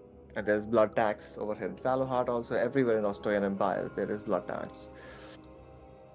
Uh, there are some, very rarely, some vampires that don't feed on blood, but they feed on emotions, and specifically a specific type of an emotion, joy, or maybe just despair or hatred. And they like to keep it as a secret because the nobility, they find vampires like these just disgusting. They don't like these vampires, like who would feed on emotions. And they understand that it could be, but they don't want to keep them close by. So even in your days also, there was actually, you would remember that someone, Chinas was like got someone killed off because it turned out they also were sucked on like joy from nearby. So apparently, the shadow Somebody's Legatus, who's the commander of the army Vakanthul, is that kind, or that's the rumor that the soldiers are saying about, that he has heard and telling you that he's probably an emotional vampire, an emo vampire. This is good Not stuff. quite sure. This is such good stuff. My God. I mean, it's true. Above table, Mallory really needs to go to the bakery to send this message to the Rainbow Army. Yeah, I mean, we can speedrun it. Yeah, no, I'm just like, please do not let me forget that we definitely need to do Oh, that yeah. then. Yeah. Got you. Yeah. Because this is not all about me or anything like that. No, okay. no. Wow. We're learning things. So I learned something from Mars. Like, it's all good. Yeah. All right. Mallory's gonna pull out. Let's go 15 gold and slide it over to him.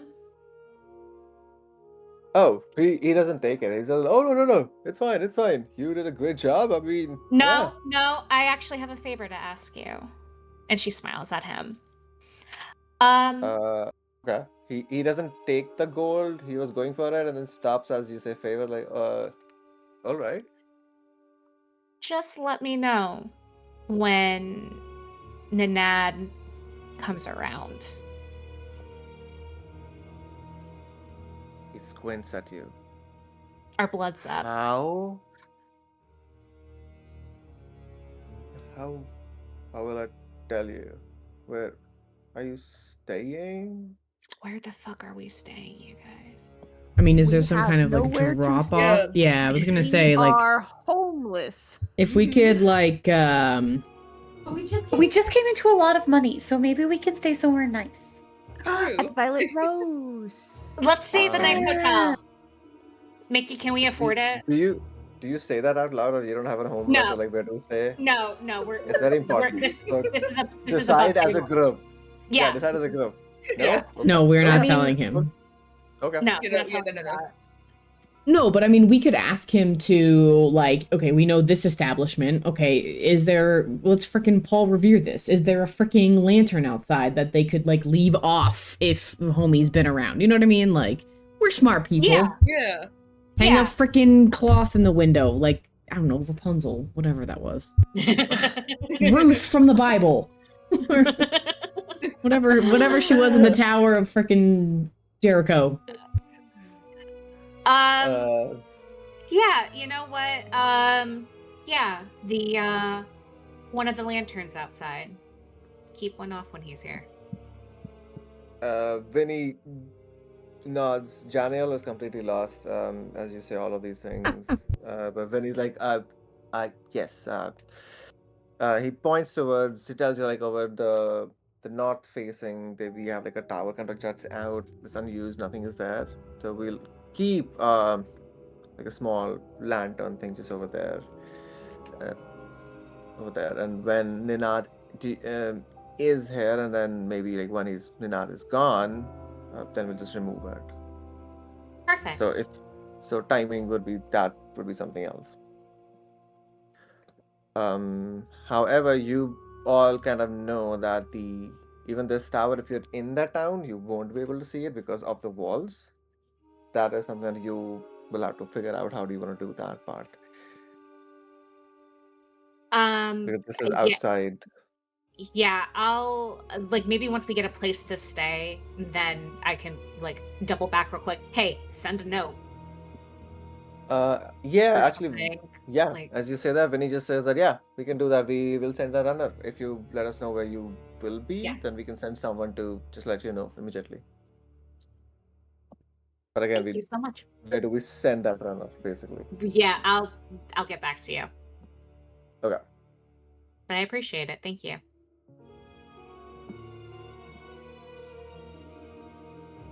So, and this is for just for my thing. This is for the Ninad, right? Not the leader. Yes. Right, because Nanad's the one that comes around, right? That's what he said. Yeah, he's come around once, yes. And the leader, the commander, Tribunus Varkan, has Doesn't. the secret thing that. Yeah. Okay. Cool beans.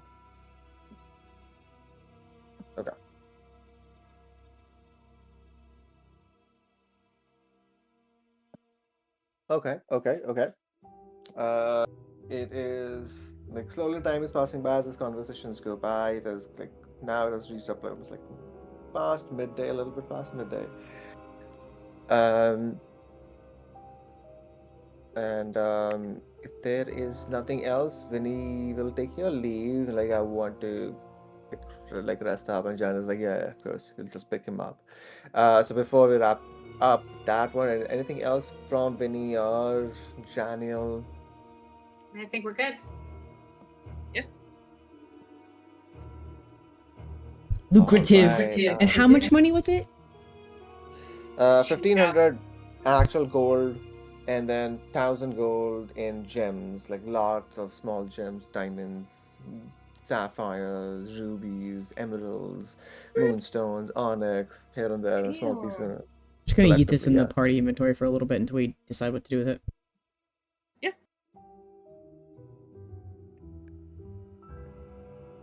All right, with that, Janiel takes up, it goes by, and what? Yeah, why not? Yeah, there is a diamond worth 300 gold. Yay! Yay! I don't know Alright, why, but I you also all- have 1,000 Ostoyan Yeah. gold in here. Yeah, from the Marla, but everyone should have taken their. Okay, let me. 200 Okay, at I'm that. gonna Yeah, get rid so- of that. Okay, Yeah. I'm gonna repurpose this. Oh, Yeah, I I did not take 200 out of that. Should I do? I'm Yeah. doing that. Okay. Same. Sweet. Yeah, I would say do I think, that yeah, for 200. like wipe it out because I think all of us should have. Yeah, I added in my 200.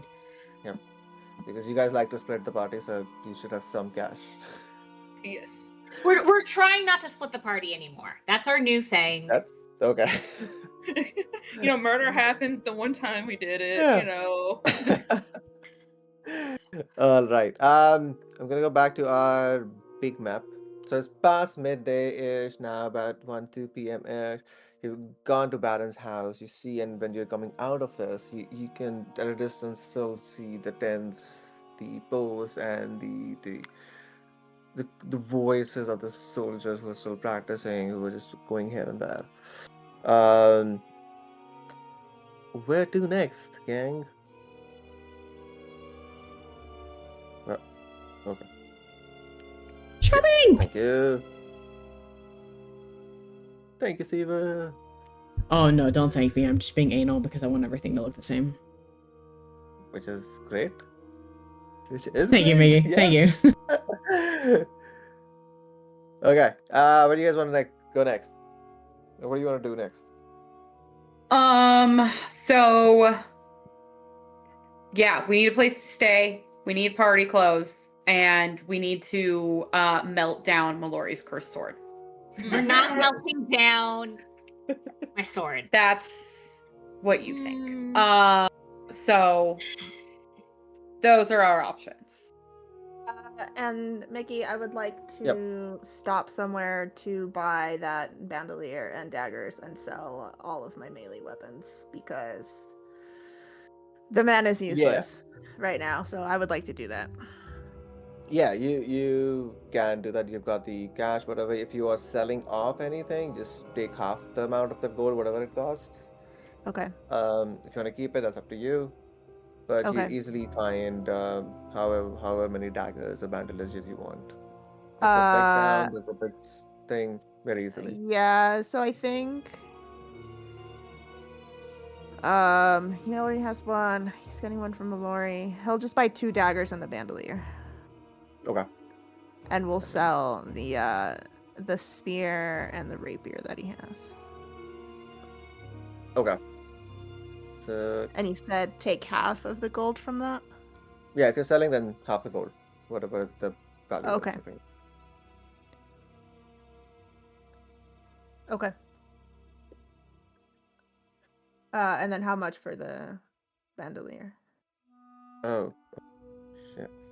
Bandolier? Let's see. One silver. Yeah, it should not be. A single nickel. So just the 1 nickel. I'll say it'll cost you about like 4 gold. You can try to haggle if you want to. No, I'm not gonna Okay. waste my time. Me, I'm not gonna Yeah. waste my time doing that. Okay. But you do know, as Boone would know, it is costly. It is being sold at a higher price. He has money. He's fine. Yep. Oh, while Boone's doing that, Mallory is going to sleight of hand a packet of cigarettes into his pocket. Yay! To let me... Sure, give me a sleight of hand check. My passive this is perception is against- yeah. 16.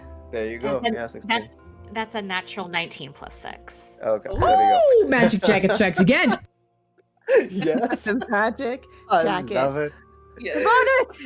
Would you like One to is- share a One cigarette is with Mars. One is Mars' book. They're writing a book. And this magic jacket. As Boone lights a cigarette, Bubonic starts like scrambling out of the neck of Valya's sweater. go through all 7 cigarettes already? Yes.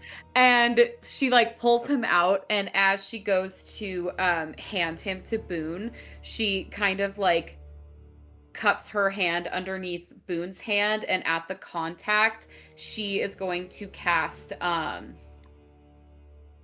Cure Wounds for 16 points of healing.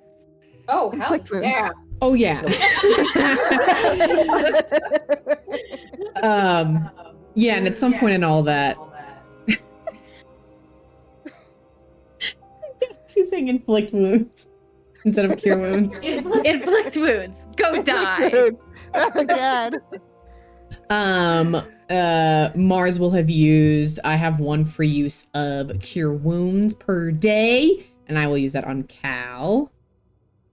Thank you. Nice. God bless Magic Initiate. I rolled like cheeks. 7 plus 5, 13 healing. Hey, that's more than what he had. He's at 26. Nice. I'll take nice. it. Before you guys use those spells, would we have gotten a short rest while we were waiting? Yes. Yeah, I think the lunchtime counts at lunch. I'm Like- talking of that, yeah. While we were talking? Okay. Yeah, while you were talking and having me food, yeah. So yeah. Okay. Yeah. So, Thank you. I can use hit dice to heal. Oh, I rescind my inflict wounds then. Thanks. I was gonna say, Cal, how many hit dice do you have left? I had 1 left and I rolled a 12 on it. Nice. Nice. All right, where were you all headed after this? Just for me, so that I can look things up. The Inkenhem. Okay, go. I can have right. Mickey, real quick. After that, because we do need to find a place to sleep. So there's the Violet, the place that we have the dinner at. Yep. And how much is that per night for us? Oh, like staying at Violet Rose? Yeah. That would you would estimate it would cost about like 10 gold maybe a night for a room. Jesus Christ. Ooh. For the simple room where at least like two people can like bed Yeah. large enough for two people. All right. Yeah, we're gonna maybe look at other places then. Okay, cool. I just know that that one's like the closest to Egards. That's all. I mean, if you flirt with Warlow and he falls in love with Boone, who knows? Maybe you get a discount. That's what we might get out But of we'll it. Get a cross comp- that bridge. We'll get comp rooms, but we'll cross that bridge when we get to it, you guys. Can't promise anything yet. The Boone's mustache turn. is powerful, but not that powerful. Boone's turn to get his flirt on. Mm-hmm. All right, Okay. let's go shop All right. in Sword Lord. You take your pit stops by your daggers and bandoliers, keeping your eyes open. Midday, people are milling about, definitely going here and there. It's a little less crowded. Like still there are some shops open, carts are still rolling by. The smell of cemetery still is there. The mausoleum door still half partially open. You don't see gravekeeper anywhere right now. Hey, he's busy chomping on Silas.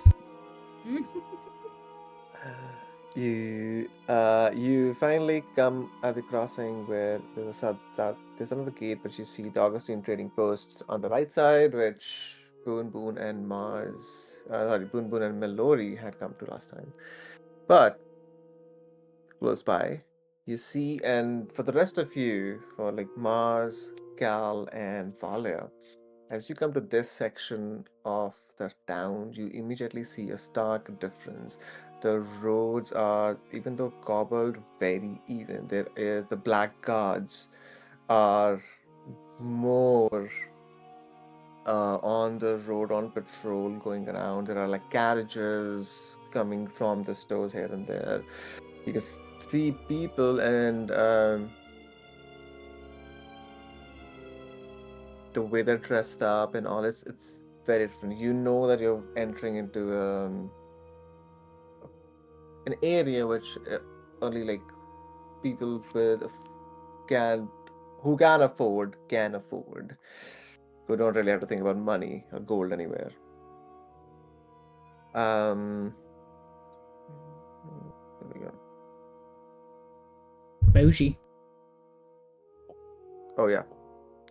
And as you like enter this pathway, you see there are like nestled between like a lot of like jewelers, perfumers, these antiquarian shops are there, like polished avenues, everything. You see the ink and hem clearly over their shop. There is this dark walnut facade, which is like framed by tall windows of like crystal glass, and behind the glass windows is like mannequins, elegant mannequins displaying velvet coats and this silver threaded gowns, embroidered cloaks. A brass sign says ink and hem, and above the sign, above the name, or actually no, below it is a silver needle crossing a fountain pen. A kind of a way to tell that sometimes a story, clothing tells a story even before a word is spoken. You enter the shop, and as you do, the noise, you open the door, get in the door, and the door closes. Uh, the noise of the city just like fades away as there are like heavy velvet curtains everywhere. There is this warm amber light spilling from these beautiful chandeliers, which are shaped like flower branches, like flowering branches. And each flower is like emitting this glow. Uh, the air smells like this lavender and cedar, and you can see the bolts of like fabric are on the walls on display. There are shelves that are filled with different kind of like fabrics from silks to velvets, to even like wool of some kind. And in the middle, you see Igard is like sitting behind a desk, talking to one of the fellows as a young couple, um, ornately dressed, are like looking at fabrics, touching, and like they're probably like another customer. And I'm gonna let's move the scene as you come to Ink and Helm. Oh. Ooh. Uh, So fancy. yeah, it was the end. I think I know this artist. Yeah, Tom Cardos. Yeah, I He does saw a his lot of like, good stuff. I saw his booth at PAX. He has like a newsletter you can follow, and sometimes you get like free Yes. maps and stuff. Oh yeah, this is one of the free things. Yeah, I remember meeting him. Yeah, he is amazing, amazing stuff. But you see, Igad is an elf, old, looks old, very old, long silver hair, clean shaven, um, has this spectacles, like half moon spectacles, sitting on the nose, in the low end of his nose. Um, he is speaking to the customers, like the young couple in the store. He sees you, gives you a smile and a nod, and looks back at one of the other employees.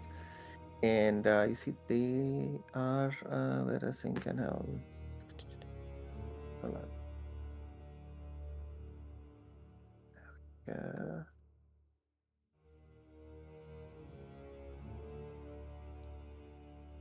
Oh, let me get mine. And as you do, you see the another customer who is an human, an older woman, but like late 50s ish.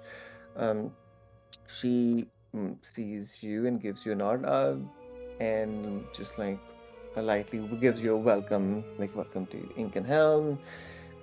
Please have a look around and let me know if I can be of any help. If you need anything, she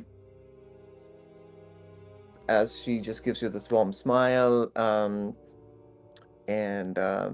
she says that I'll get some water for you, or like hot tea if that is what you prefer. And she turns around. Yeah. Hold on, before she turns, Mallory leans in, says, "Thank you. Please let Mr. Egard know that we are friends of Hothia's." She says, there's a look of slight astonishment on her face. Um, she now looks at all of you. You are not. You also know that you're not of the really the people who come here to shop, but you can. You're dressed up in a different way, and she just gives you one quick look at you, and she gives you a smile and says, I will let Miss Igard know." She coughs a little bit, and then her eyes stop and glance 3 times at Valia as she blinks. Um, I need. Where's your passive insights? My passive insight is 16. 16. Okay. Valia, you sense a slight like discomfort as she tries to make not eye contact, but is looking at you a couple of times, and her eyes kind of like tear up a bit, but she's holding it. She just composes herself. I'll get that. I'll get the water and some hot tea for whoever wants to partake, and I will let Mr. Egat know. But please feel free to look around. And she just takes her leave.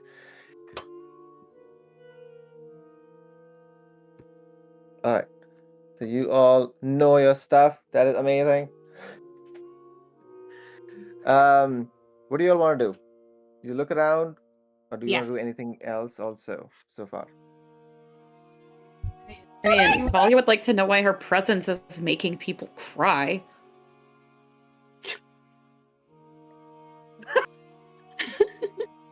A valid question, you know? Give me. What the fuck? Give me a history check. God. Let's see, is this another person that she's wrong? with with ad- with advantage? Yeah, sure, with advantage. All right.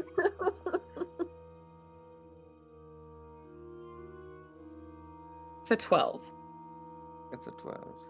Okay. For now, you have No this idea. nagging. Yeah, you have this nagging thing that you looks familiar-ish. She's an old human woman. Doesn't really ring a bell right now. As you're also a little bit distracted by the clothes, the material that is there. This silk that just hangs. There's a noble suit made of this blue, midnight blue with silver embroidery. There's a floor-length tailored coat with silk lining. It is just like, and it reminds you of the days that you had when you were a member of the court. And this was just like normal daily wear for you. And here you are, having to like scrounge up in different ways to get enough gold to buy something. Um, so she comes back after some time, and you see the young couple who was there has also like turned around and gave say goodbye. I was saying goodbye to Igal. They have selected. They've made the selections, and they're like happy about it. Like they're going back into this. See all of you can like take a step back and make their way through you all and leave the store. And the woman goes and whispers something to Mr. Igard, and who looks and says, "Okay."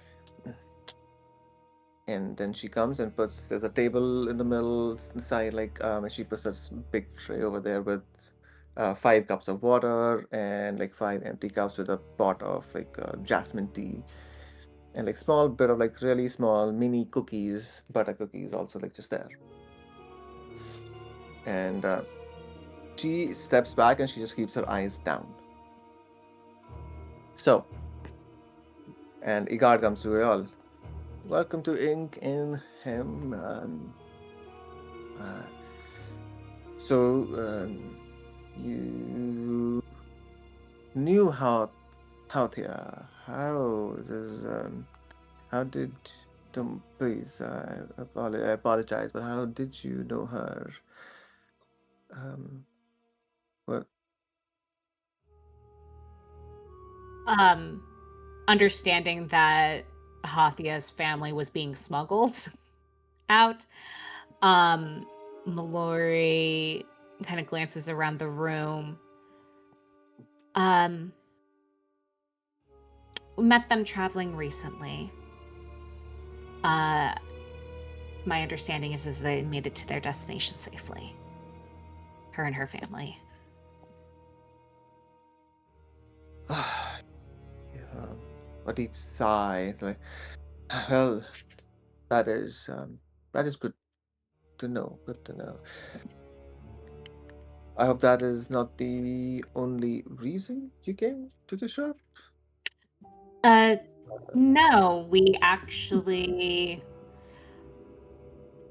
have a very important dinner and we need appropriate clothing. Ah, well, appropriate clothing, and he kind of gives you all right smile. For yes, you do all need appropriate clothing for dinner, and I would gander that the dinner is somewhere in Estvale or in one of the estates. Well, uh, of course, if there's anything that you like, um, let me know. When is the dinner? It does take time for your five of you, so it will take some time to make it according to your build. It depends. Um, and we can get something done for all five, maybe 4 days or maybe 3 days at best if you can try hard. It depends. So how soon do you want it? Is the dinner tomorrow or the day after?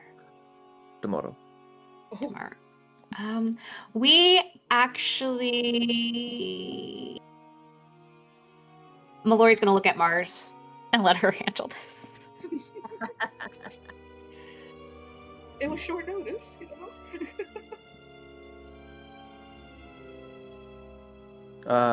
Igard just turns around and just faces you, Melody, and is like, "Oh, okay."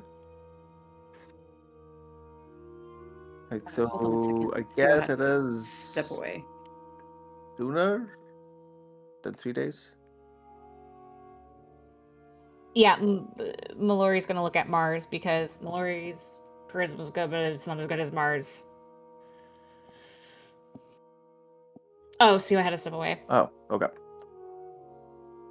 Okay, I can't do so I'll go with it.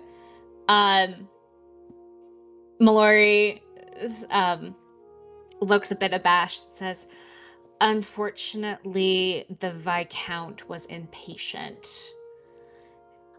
to have us dine with him, so we need these by tomorrow." uh, um, well, it is with the Viscount. Is it at the castle or perhaps some other location? The I do not remember because I do not have. Violet Rose? That's the Is it, popular. is it at the Violet Rose, you guys? It's at the I Rose. think so. Yeah. It's at the Rose, yeah. The Violet Rose. Ah, okay. Okay. You don't need to go over the top. Something for the occasion, fellas.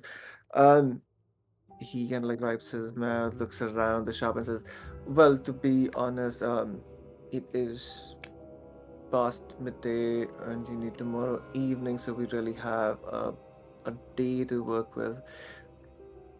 We won't be able to custom create ground up for all of you. But if I may suggest, and he goes on the mannequins, and it has this what Galaxy has posted, like a dark crimson kind of like a suit that go and he points to that and says that if you can we have these which are adjustable, so we can just fit you with these whatever is available on the mannequins right now. That is still a much quicker job to do. Unfortunately, you may not find exactly what you may have in mind, but we can probably make do. Um, we'll try our best to see what all we can, you know, add to the dress that you wanted. Or does that That sound reasonable? that sounds more than reasonable. We appreciate your help in this.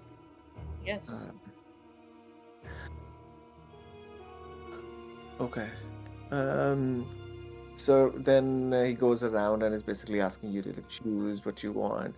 So you all, if you all, did I get all the five? One, yep, two, Yes. yep, three, yep, four, yep, five. Okay. So take out at least one thing from what you all have that won't be able to get from your suit. That is what he says that okay, that may not be possible. Rest of the getup is still can be doable. It's doable. We can just fit you, take adjustment, take the measurements, and get it ready um, by tomorrow evening for sure. Okay. Um, at this point, um, who wants to be the first one to get measured up? Any Mallory will go volunteer? first.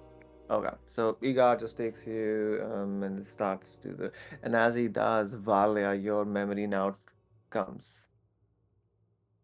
as you see the woman still there, like still has like started to like gather all your dresses, putting them in one place one by one, so that Igar can get to you. You remember to come to Fallowheart even before the Father Amriel incident, and it was just an accident. The your whole the entourage was just like going through that the Countess's entourage was going through, and then it stopped. And you were also like sitting with the Countess, and you were all informed by one of the guards was like, oh, a shop has collapsed. It was raining heavily, dark skies. So apparently, like a shop just broke and collapsed, and now blocked the road. And Countess just looked outside the window of the people whose shop broke. And she she just smiles, and you recognize that cruel smile. And she just looks at you and asks you, well, this is disrespectful. The fates are against them. So dear, and uh, what what should we what should be done to them? And she points the finger to this woman about 12 age, 13, this is 13, 14 years back. And a man is also with her, probably her husband. What do you think Valia would have said at that point? As Countess asks you that what should we do? What punishment do they deserve? And this was for like causing them to stop in the road or Yeah. like breaking something on their caravan. No, it just shop collapsed and it just blocked their path. Okay. So yeah, 13 years ago, kind of in the the thick of things, um Valia would have said back to the Countess, well, they've taken your time, which is important. You should take something important from them. You're right there. You are right. As her smile turns into this grin, her fangs start to like just slowly grow on. Time. That was well put. I shall take away his time and her time. And you see, she calls up like the captain of the guard and opens the window and just tells something.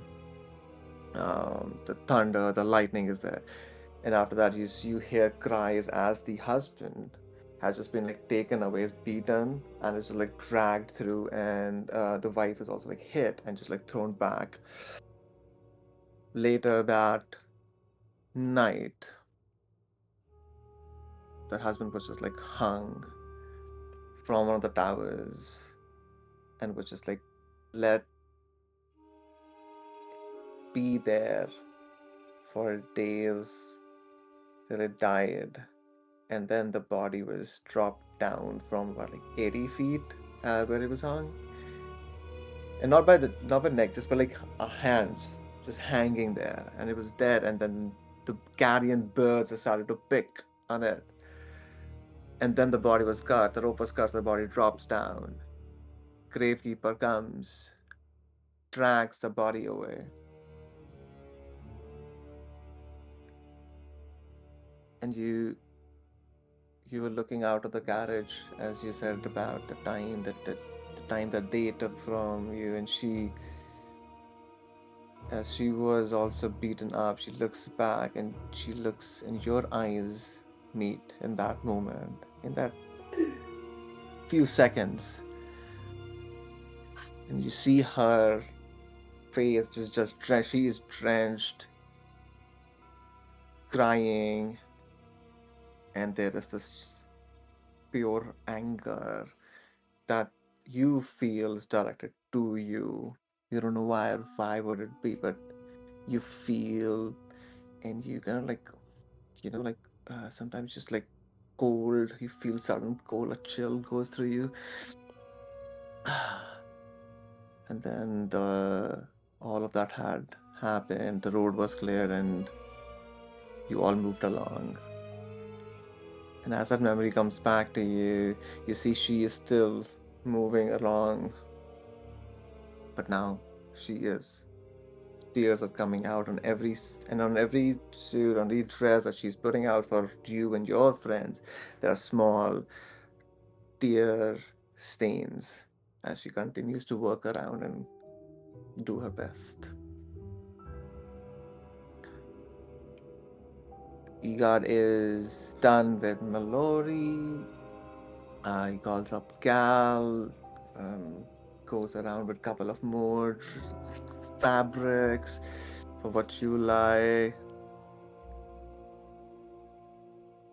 Cal will kind of describe their, or point to one of the suits or whatever, and mention that the the fur bit, he understands would be too much work. The fur around the collar, so that would be the one thing he'll take off.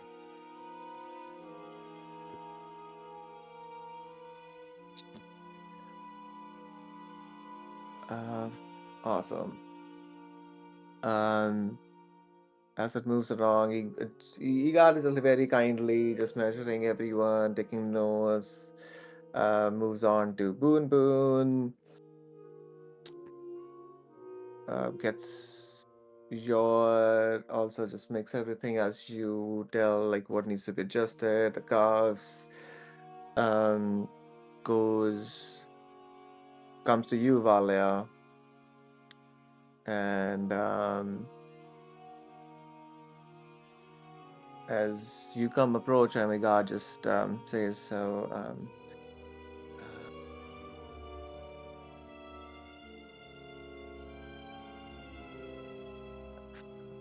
Says that I have never seen Grishok cry since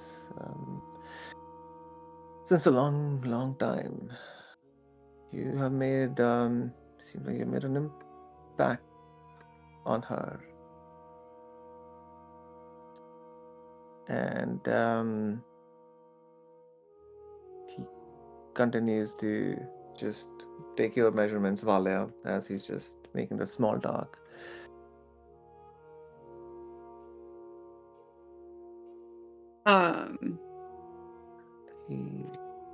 Yep. Yeah, to him, she has nothing to say. And finally, Mars. Hello, I'm back. All right, you're back. Okay. So finally, Mars, you come and you see in this whole interaction, he sees you and gives you a smile. And he's like, "Are you from Shano?" I I'm mean, assuming Mars would have spoken or said a few things so in the shop for so long. mean, she probably would have been speaking to like her party and stuff initially, yeah. Exactly.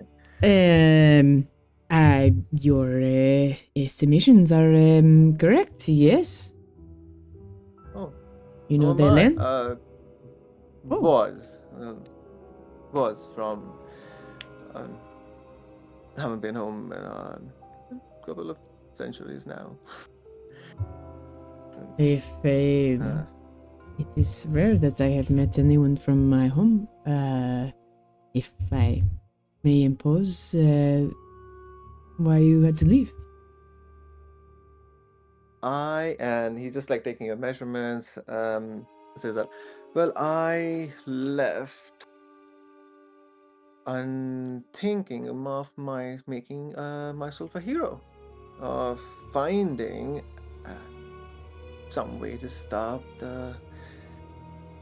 When he looks at you, gives the side look and softly says, "Dark mist." Oh, he wouldn't even have to say anything. As soon as he said stop the and pause, she would Okay. just nod and Awesome. let him just skip over it, yeah.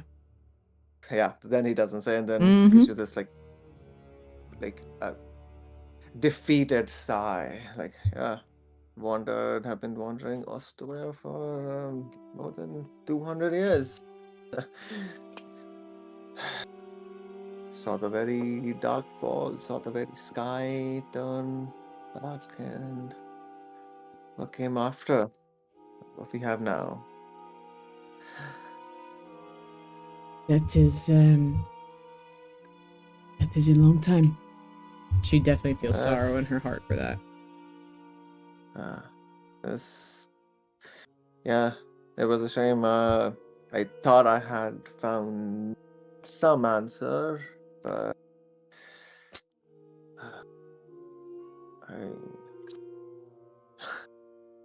and he just like takes taking note and just points with his head in a direction. It's like there's a tower here, Grisham's tower. Oh yes. I was looking for the same wizard, but not here in the Empire, the Burek Empire, and then the whole wizard city vanished along with our dear Thaddeus Grisham, and what do you know? I did not know any better, so I wandered, came back to Astoria, thinking maybe this land has some answers, and eventually heard at this tower. And, well, found, but there's only so long someone can walk or journey. Their whole notion of hero was long gone before I came to Fallowheart. I mean, that is a long time to be looking, but it's odd that you were looking for Grisham, and here it is, yes? It was, yes. I mean, it was surprising to the folks who were living here. By the time I came, they were like, "Oh, this tower was not there, and then it was there." I was like, "Yes, wizards." Wizards, yes. What brings you so far? Are you also trying to be a hero? Mars will take just a breath, but she'll keep direct eye contact with him when she says this, and she puts on, like, you know, especially someone from Chernault and, you know, some of the boisterousness of the kingdoms, even in 200 years, she knows that probably hasn't changed. She'll put on a really big kind of fake smile, and just say, and this is all quiet. I mean, I'm sure some of them could hear, but if she's facing him and no one saw her face, but she'd put on like an exaggerated, like, perky look and say, we are here, writing a book. And she'll just lift one eyebrow and leave it at that.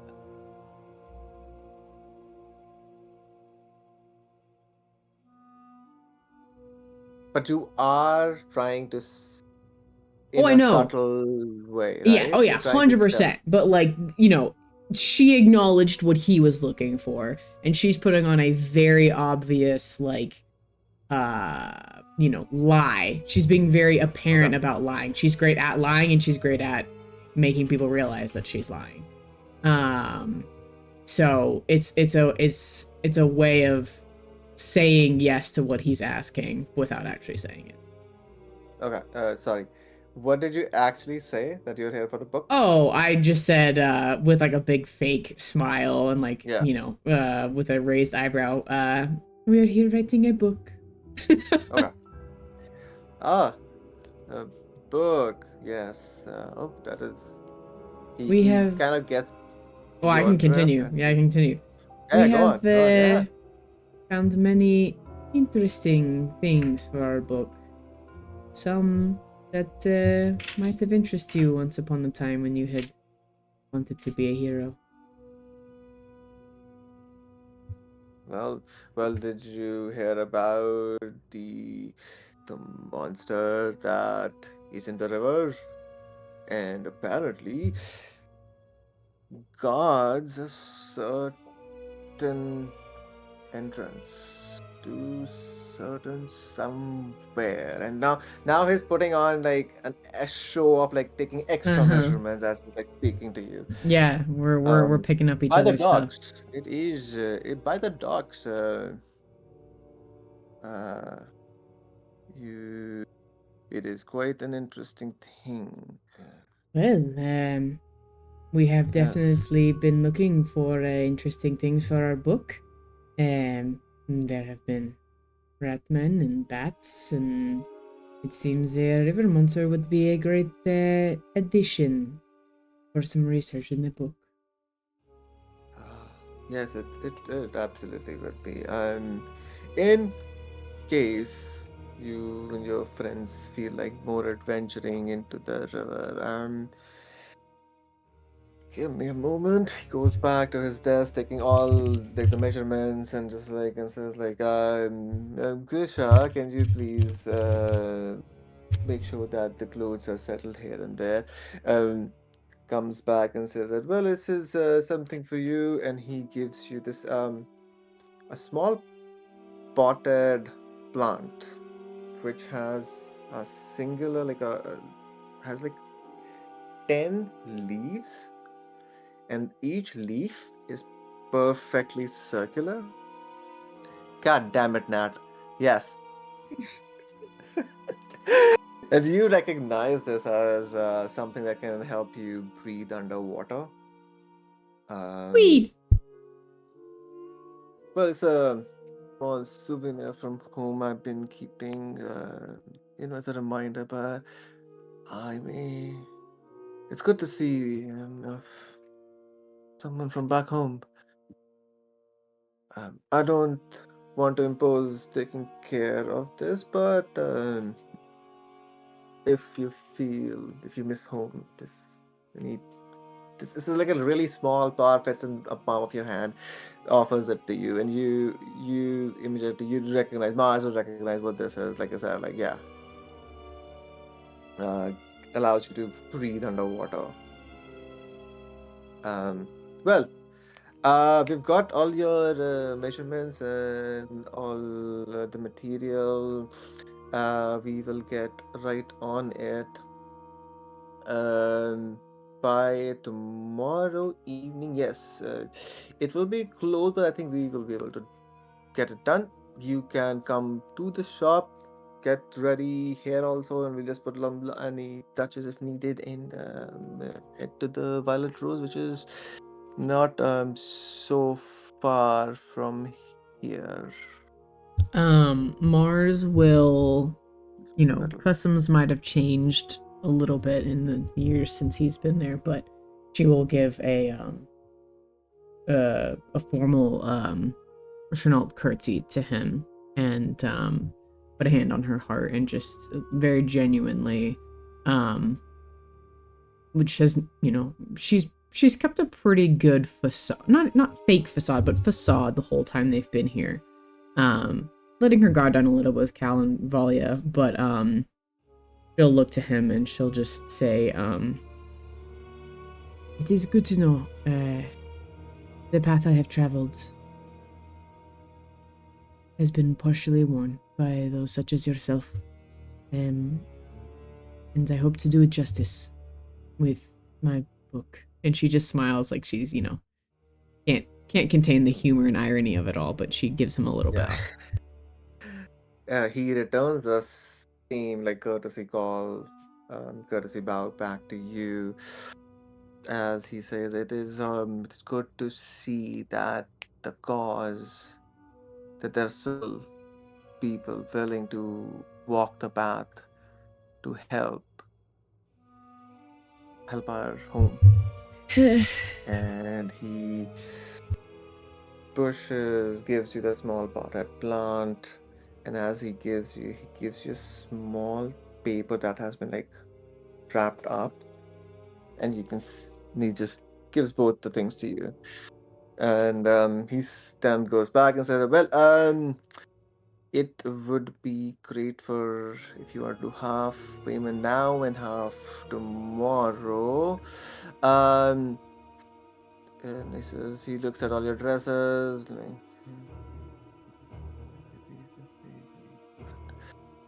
450, so 600 plus this.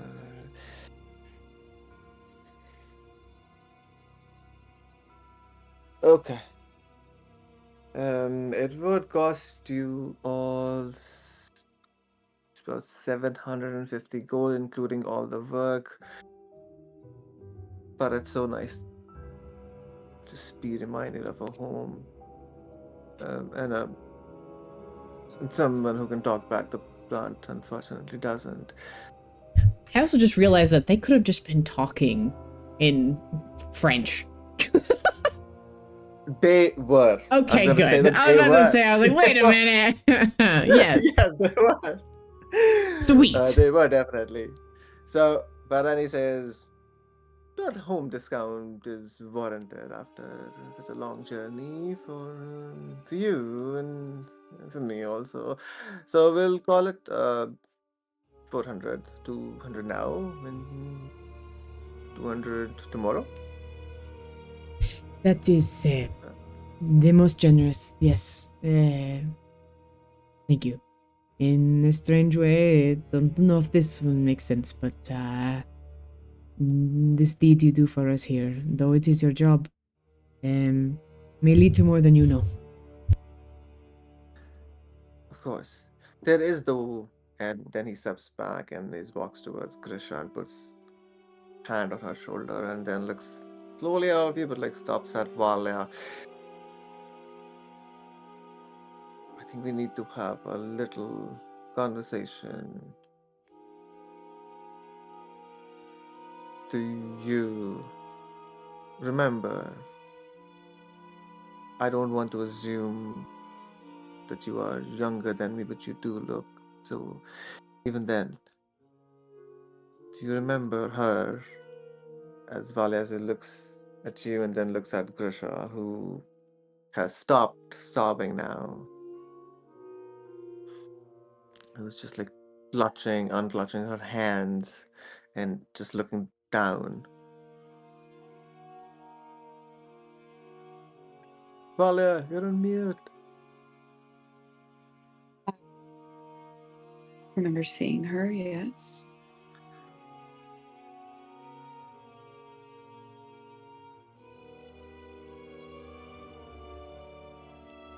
And he looks at Grisha and he says to her, like, yeah, go on, like, kind of like, go on, it's fine. And then Grisha just says, I've had a lot of time to make peace with the grief of something that was out of like her hand or our hands. There was nothing that we did, and even then the fate that was dealt to us, dealt to me, was worse than death. And then she tells you that she went to the castle many times for to be asking like to that they take her also, like just hang her also, to kill her, do whatever. Did she wants her husband back?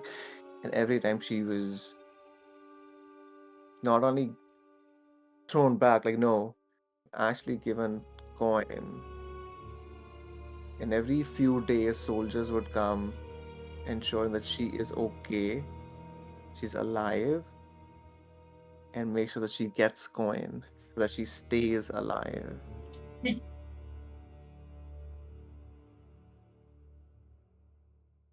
And every year, apparently, the rope is hung back from the tower. No one knows in the city what the hell is that. Why is there a rope hanging there? She knows.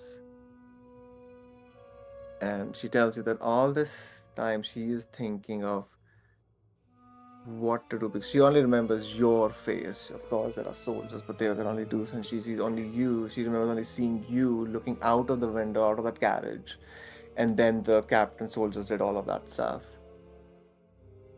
And she just says, and she's just looking at you now. What do you say or do, Valia? How far away is she standing from Valia? Um, how far? I mean, she's not in melee distance. So it's just No, about like yeah, 15. I'm Yeah, not gonna 15. whack her, Mickey. Okay, just Um, she's how big is the shop? Like 20 feet ish, like away from you, give or take. She's so not definitely coming closer to you. She's still, but now she's now at least like after telling all of that stuff, it took her time. She's now looking up, at least meeting your eyes, which is, oh, she's sobbing. yeah. So Valia would she would close the distance between them. Um, until she was standing in front, and you said her name was Grisha? Grisha. Until she was standing in front of Grisha, and maybe a little forcefully, but not violently, she would take Grisha's hand, and with her free hand, she would push up the arm of her robe. And so what Grisha would then see would be just these, these thick ropes of scar tissue all over her forearm, in the shape of a mouth, just covering nearly every square inch of her forearm. And she would say,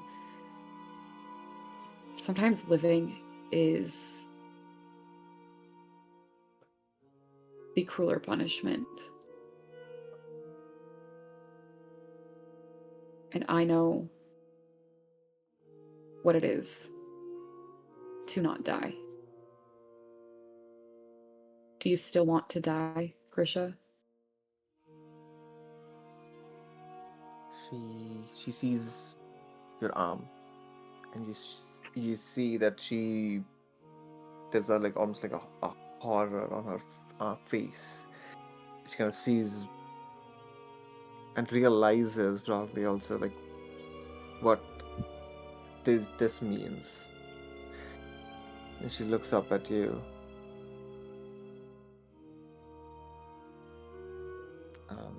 With her free hand. She slaps you. No. She comes and slowly like caresses your face.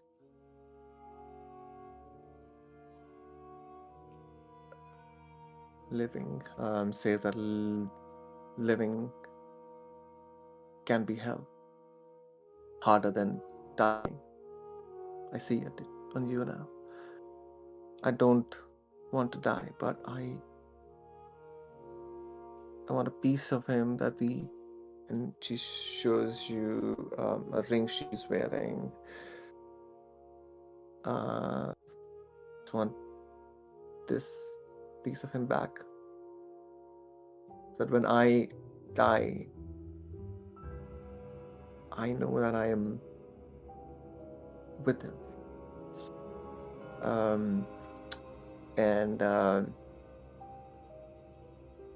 an E-guard kind of comes in and just says that, tells you a little bit as Grisha kind of like is breaking up a little bit more, and Igard tells you that the gravekeeper took the body, and normally gravekeeper would just bury the body in the cemetery, like somewhere. He took this body, like her husband's body, down in the mausoleum, which is which doesn't normally, like, people have seen this and all of that. Doesn't do that. You just like dig up whatever there is. So that's why, like, arms and faces are poking out of the dirt of cemetery. It's a tourist place. But her husband's body was taken down in her request. Not a request, but says that that's all that she wants, is looking forward to now, is like somehow getting the ring back, so that when she dies, she can die at peace. And yeah. Yes, Valia will lay her other free hand over the hand that Grisha placed on her face. And she'll just rest it there for a moment before wrapping her fingers around Grisha's and pulling their hands down so that they're joined between them. And she tells her,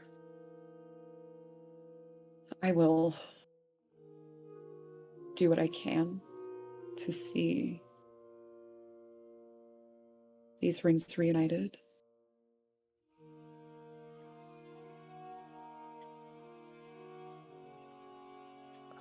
She gives you a nod, and she takes off her ring and gives it to you and says that these were special rings. If you're within like 50 feet, 100 feet. Yep. Actually, yes. Yeah, 50. Yeah, 100 feet. If you're within like 100 feet of the other ring, it will like like glow up. It will just give this faint glow to tell you that if the ring is the pair is within 100 feet of radius, and gives you the ring and says that if you can, I don't know why you are here, for what purpose. If you can, great. If not, then maybe this was meant to be. Now this Igard says helps Grisha. Like, if you want to say something else, now's your chance, because Igard is like moving into like take her away from here and like Nope. Valia has said her piece. Amazing. Okay.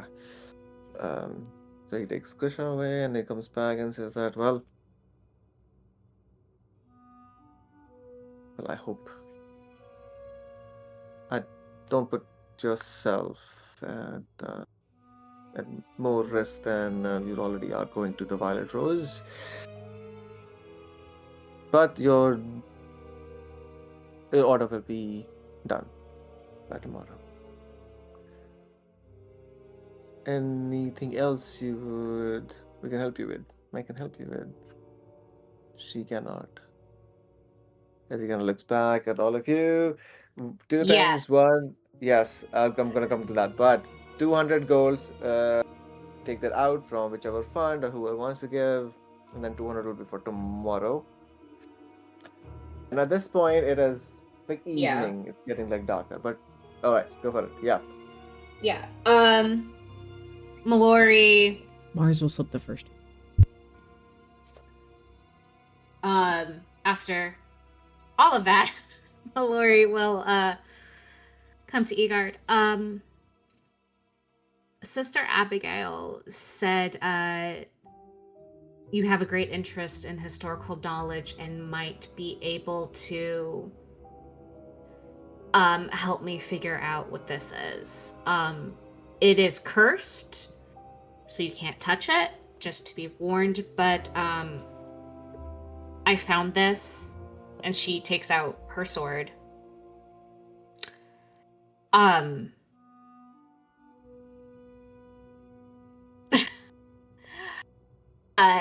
It's been giving me visions of things long past. Okay. he sees the sword, it's broken, it's mostly black, and yeah, and he says, "You should melt it down. Fuck that sword." Um, no, he says that. Oh, I have not seen this sword. It looks closely. He's not touching it for sure. It's like okay, yeah. As soon as he's like visions and all, like yep, not touching it. Um, but he And says, yeah, she yeah, does explain. She does explain kind of the Cliff Notes version of, I heard the voices of the gods. I saw the wars, and then I okay, saw a ruler with like this huge honor guard of priests before him wielding this sword and the one god. Like, there we go. That's what she, okay. Um, I no, he wouldn't know this, and I rolled poorly also. But he says he gives you the not cliff note, but he says, like, yeah, I have a small collection of books that I was collecting from my own, research and fascinating things. He gives the little wink to Mars. You are you you're free to peruse them if you so like and you can as you would want to, but what is everyone else doing at this is happening as so Boon, what are you Boon doing? What wants to do? I would imagine that at one point Boone tried to light a cigarette in the store and was immediately shooed out of the store. uh yeah, And while he was outside, I would have wanted him to look into the sky and into the distance and try to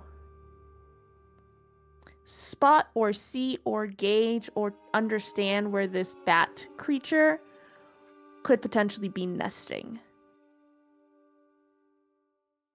nesting. If Okay. there's anything visible, like where it would go to take its kills, or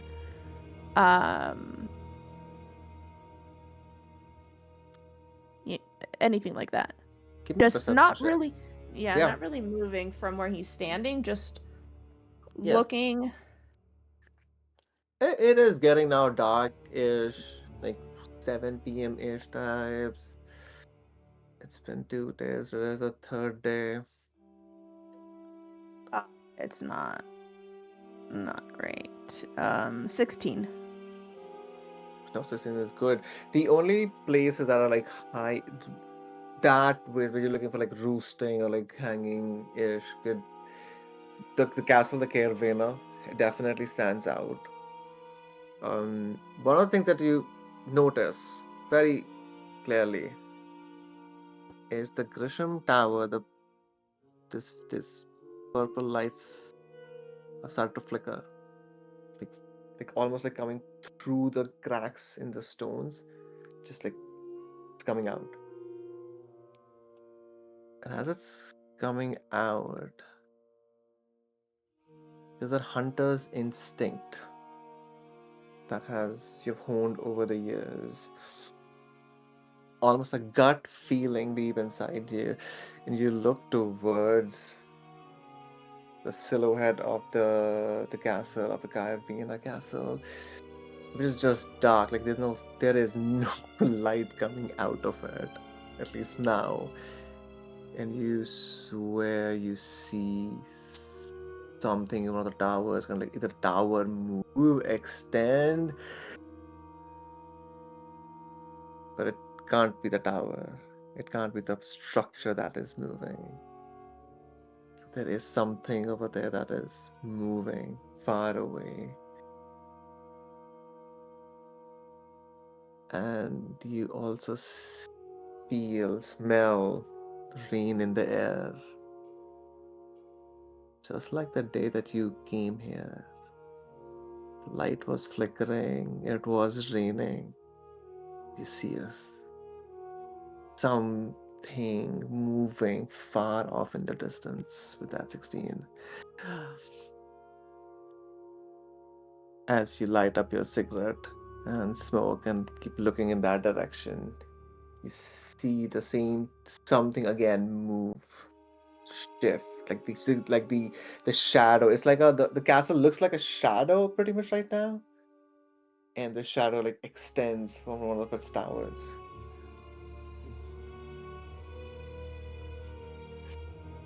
As Boone is smoking and looking around, and the Grisham's tower is flickering. Cal, what are you doing? Um, I imagine at first Cal was kind of looking around the store just because it's kind of a stark contrast of like where he grew up and like nice clothes, fancy clothes is not really his thing. So he's like, oh, just kind of taking a gander, like, okay, this is fashion. Oh, this is not my world. And he would probably find his way outside just because, again, this clothes aren't really his thing. That is exactly Yep. yep, that. And he's probably just kind of taking a gander at the neighborhood, knowing that this is the more well-to-do area. And I know that they were told where Line's house or mansion or estate is. Can he kind of surmise that it's somewhere maybe deeper in this area of the city, since they're Oh, in the well-to-do part? yeah, okay, for the Klein's estate, right? Yeah. Yes. Actually, you don't even have to make a perception check because you see as it's getting darker, the lights for all the houses and these mansions and townhouses have started like come out and everything spill out on the road. There is definitely like down the road itself, you see that there is a mansion which looks bigger, like looms on these surrounding houses. And many carriages seem to like just stop in front of it and are going in. People are dressed up and going in as of like going to like a dinner party or something of that sort. Um, and you see up on the balcony a figure, an ogreish figure, tall, bulky, uh, smoking a cigar, standing up on the balcony and just waves at the people who have just come in, arrived from the, gotten off from the carriage and just like waves at them, nodding at. And you see Klein Majorek a few Hmm. blocks down the road, and you see, and you also now see Boone. Boone is there smoking. You also smell rain in the air, and you also see the tower started flickering this purple light right at the top. This light which seems to be like escaping from within the cracks.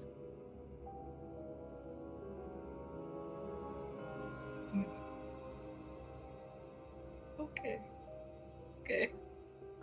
He he will when he sees Klein from the distance. Like I imagine he starts to unintentionally like almost like this little, I mean little this little deep growl or something starts to emit from him, but he shakes it off. And then noticing the tower and everything, he does look to Boone because it's been at least a day. They fought together, the passive aggressive stuff, and he nonchalant. He's like, it seems like things will be coming to a head here soon. It's like a passing comment.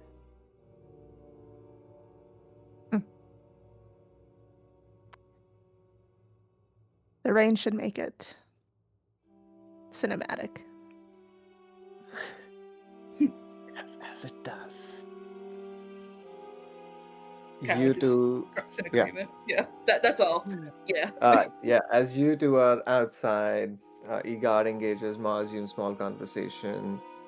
Valia, you are left to your own devices, kind of. But then Krishna kind of comes back, has prepared like small, like these small sandwiches, and is giving to Mars, Igard, and you also. Melody, you head down. Yes. There are two. There's a staircase which just goes down, and you see it's a bigger chamber where all the actual work is done, all the craftsmanship is done, and he told you that there's a door at the back, which is just reading door, and just go. You go in. It looks like a very simple door. You go in. It's partially storage, and then it has shelves, shelves of books. Give me an investigation check for Okay. you're going through to see what books can you find that may be related to this word, All right. or the visions that you saw. Yeah. I'm going to add oh my god, where is it? I'm going to add in one of my fortune's fortitude since I'm by myself. Where are my d8s? These are 8s. Okay, cool. You said investigation? Yeah. Okay. That's 10. Okay, so 18, 28. 28. Okay. You very quickly start reading the names of the books, even though they're in different language. They're in like Burak I language. You know it, do. so it I do know. helps. Exactly. So it really helps. Like pick out book. Nope. History. Nope. Fuck this shit. The geography, minerals. Fuck this shit. Uh, Kings. Okay, sure. Deities.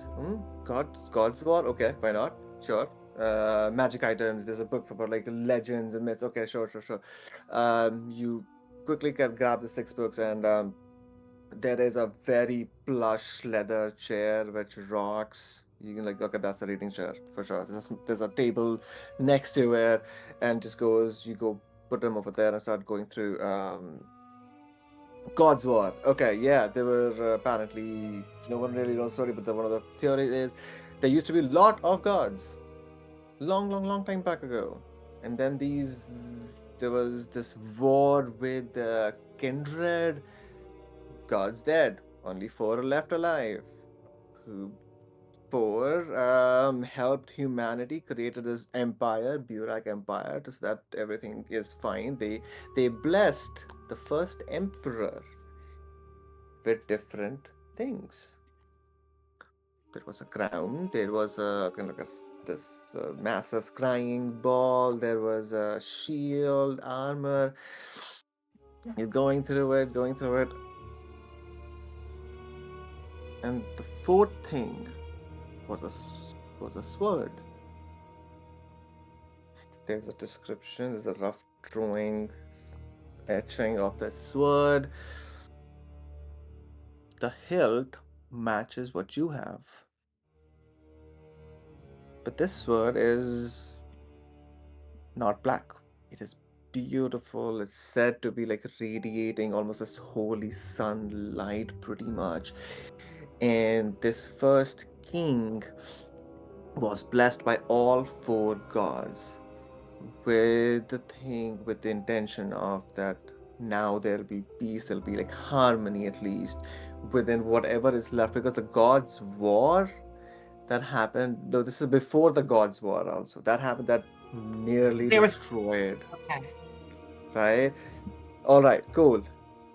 Uh, God made this sword.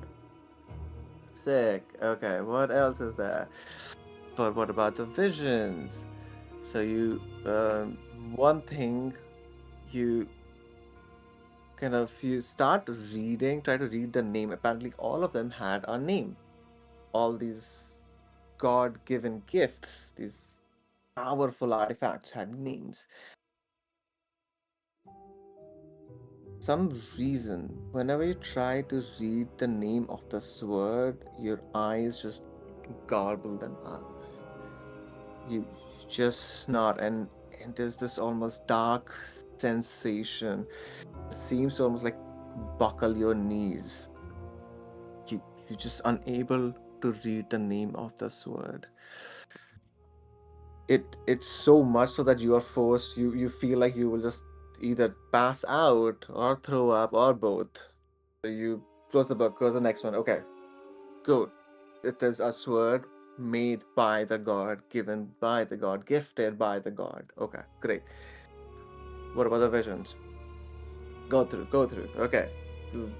So the whole thing was set up. Amazing. We have the Empire, Burek Empire is there. That was and then you see towards the end of this. This is a book about like kings, about the empire, about the kings and there is the chapter which just literally says the gods fall. And you start to go through it, and there's a portrait of what looks like to be king holding all the four magic these artifacts like the sword, the crown, wearing the armor. It's all there, and the face is very similar.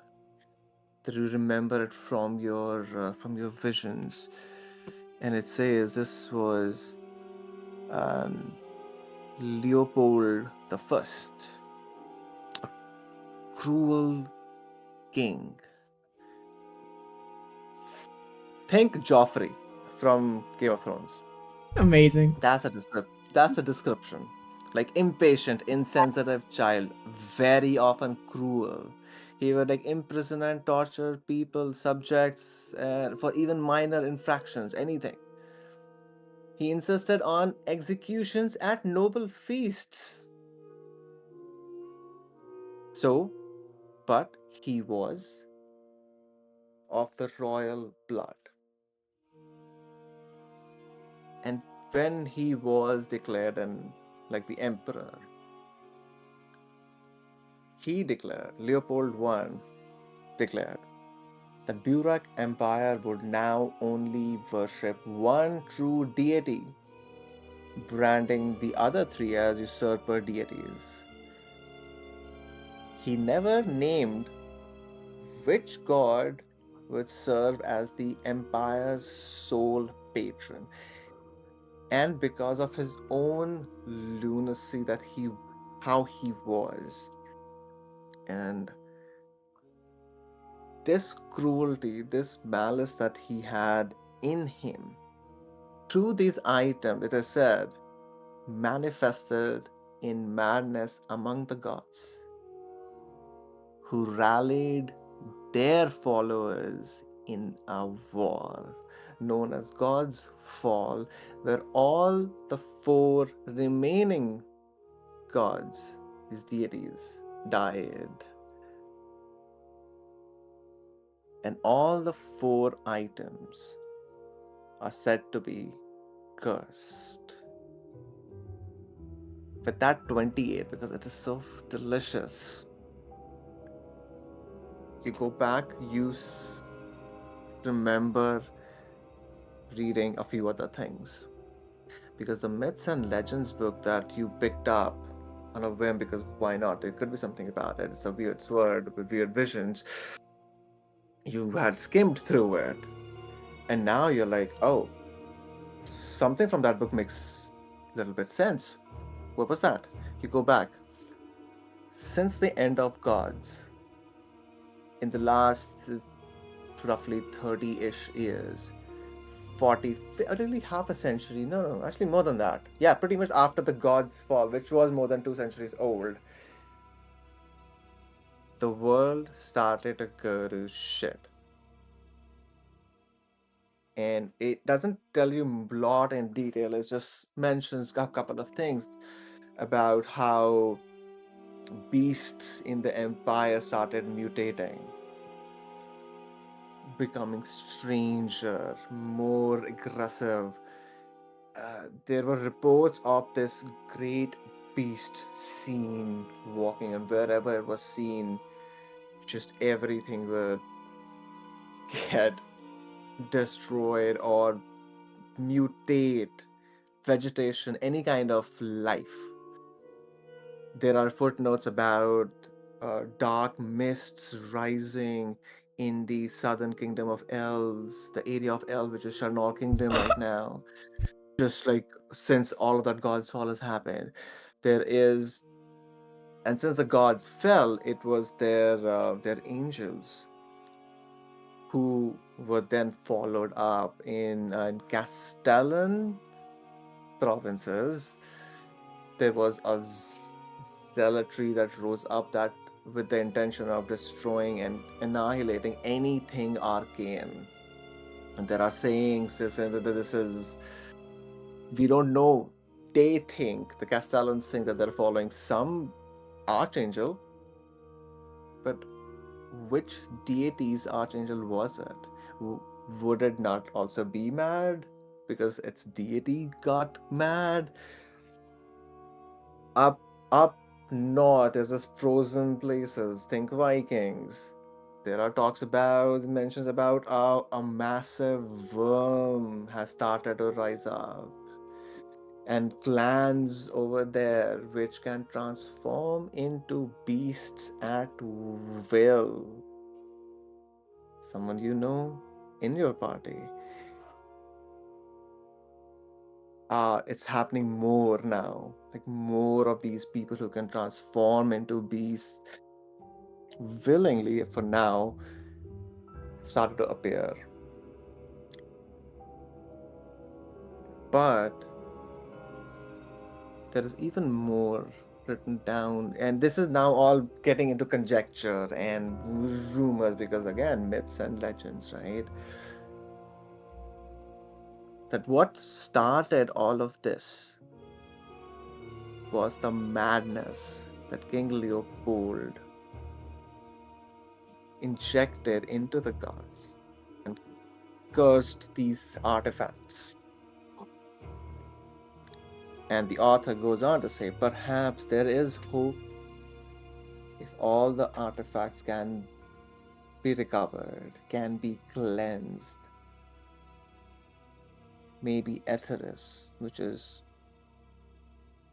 walking towards its doom every day, maybe that can be stopped.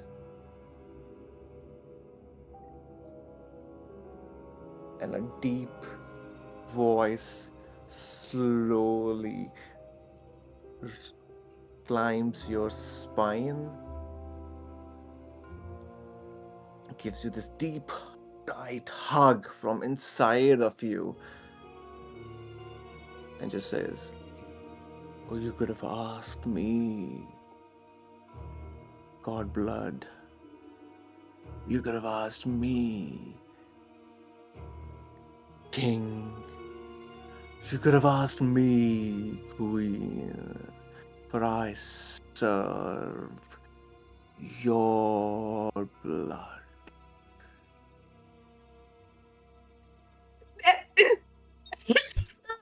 And that's where we'll end our This session sword. tonight.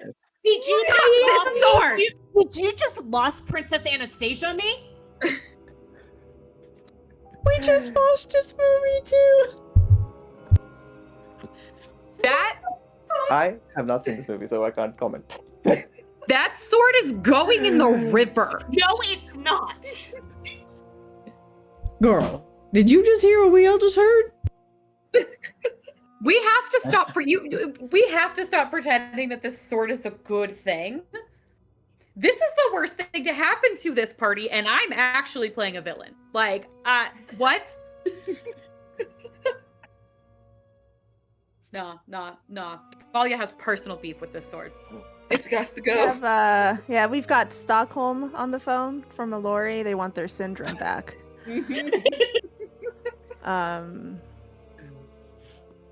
Oh my god!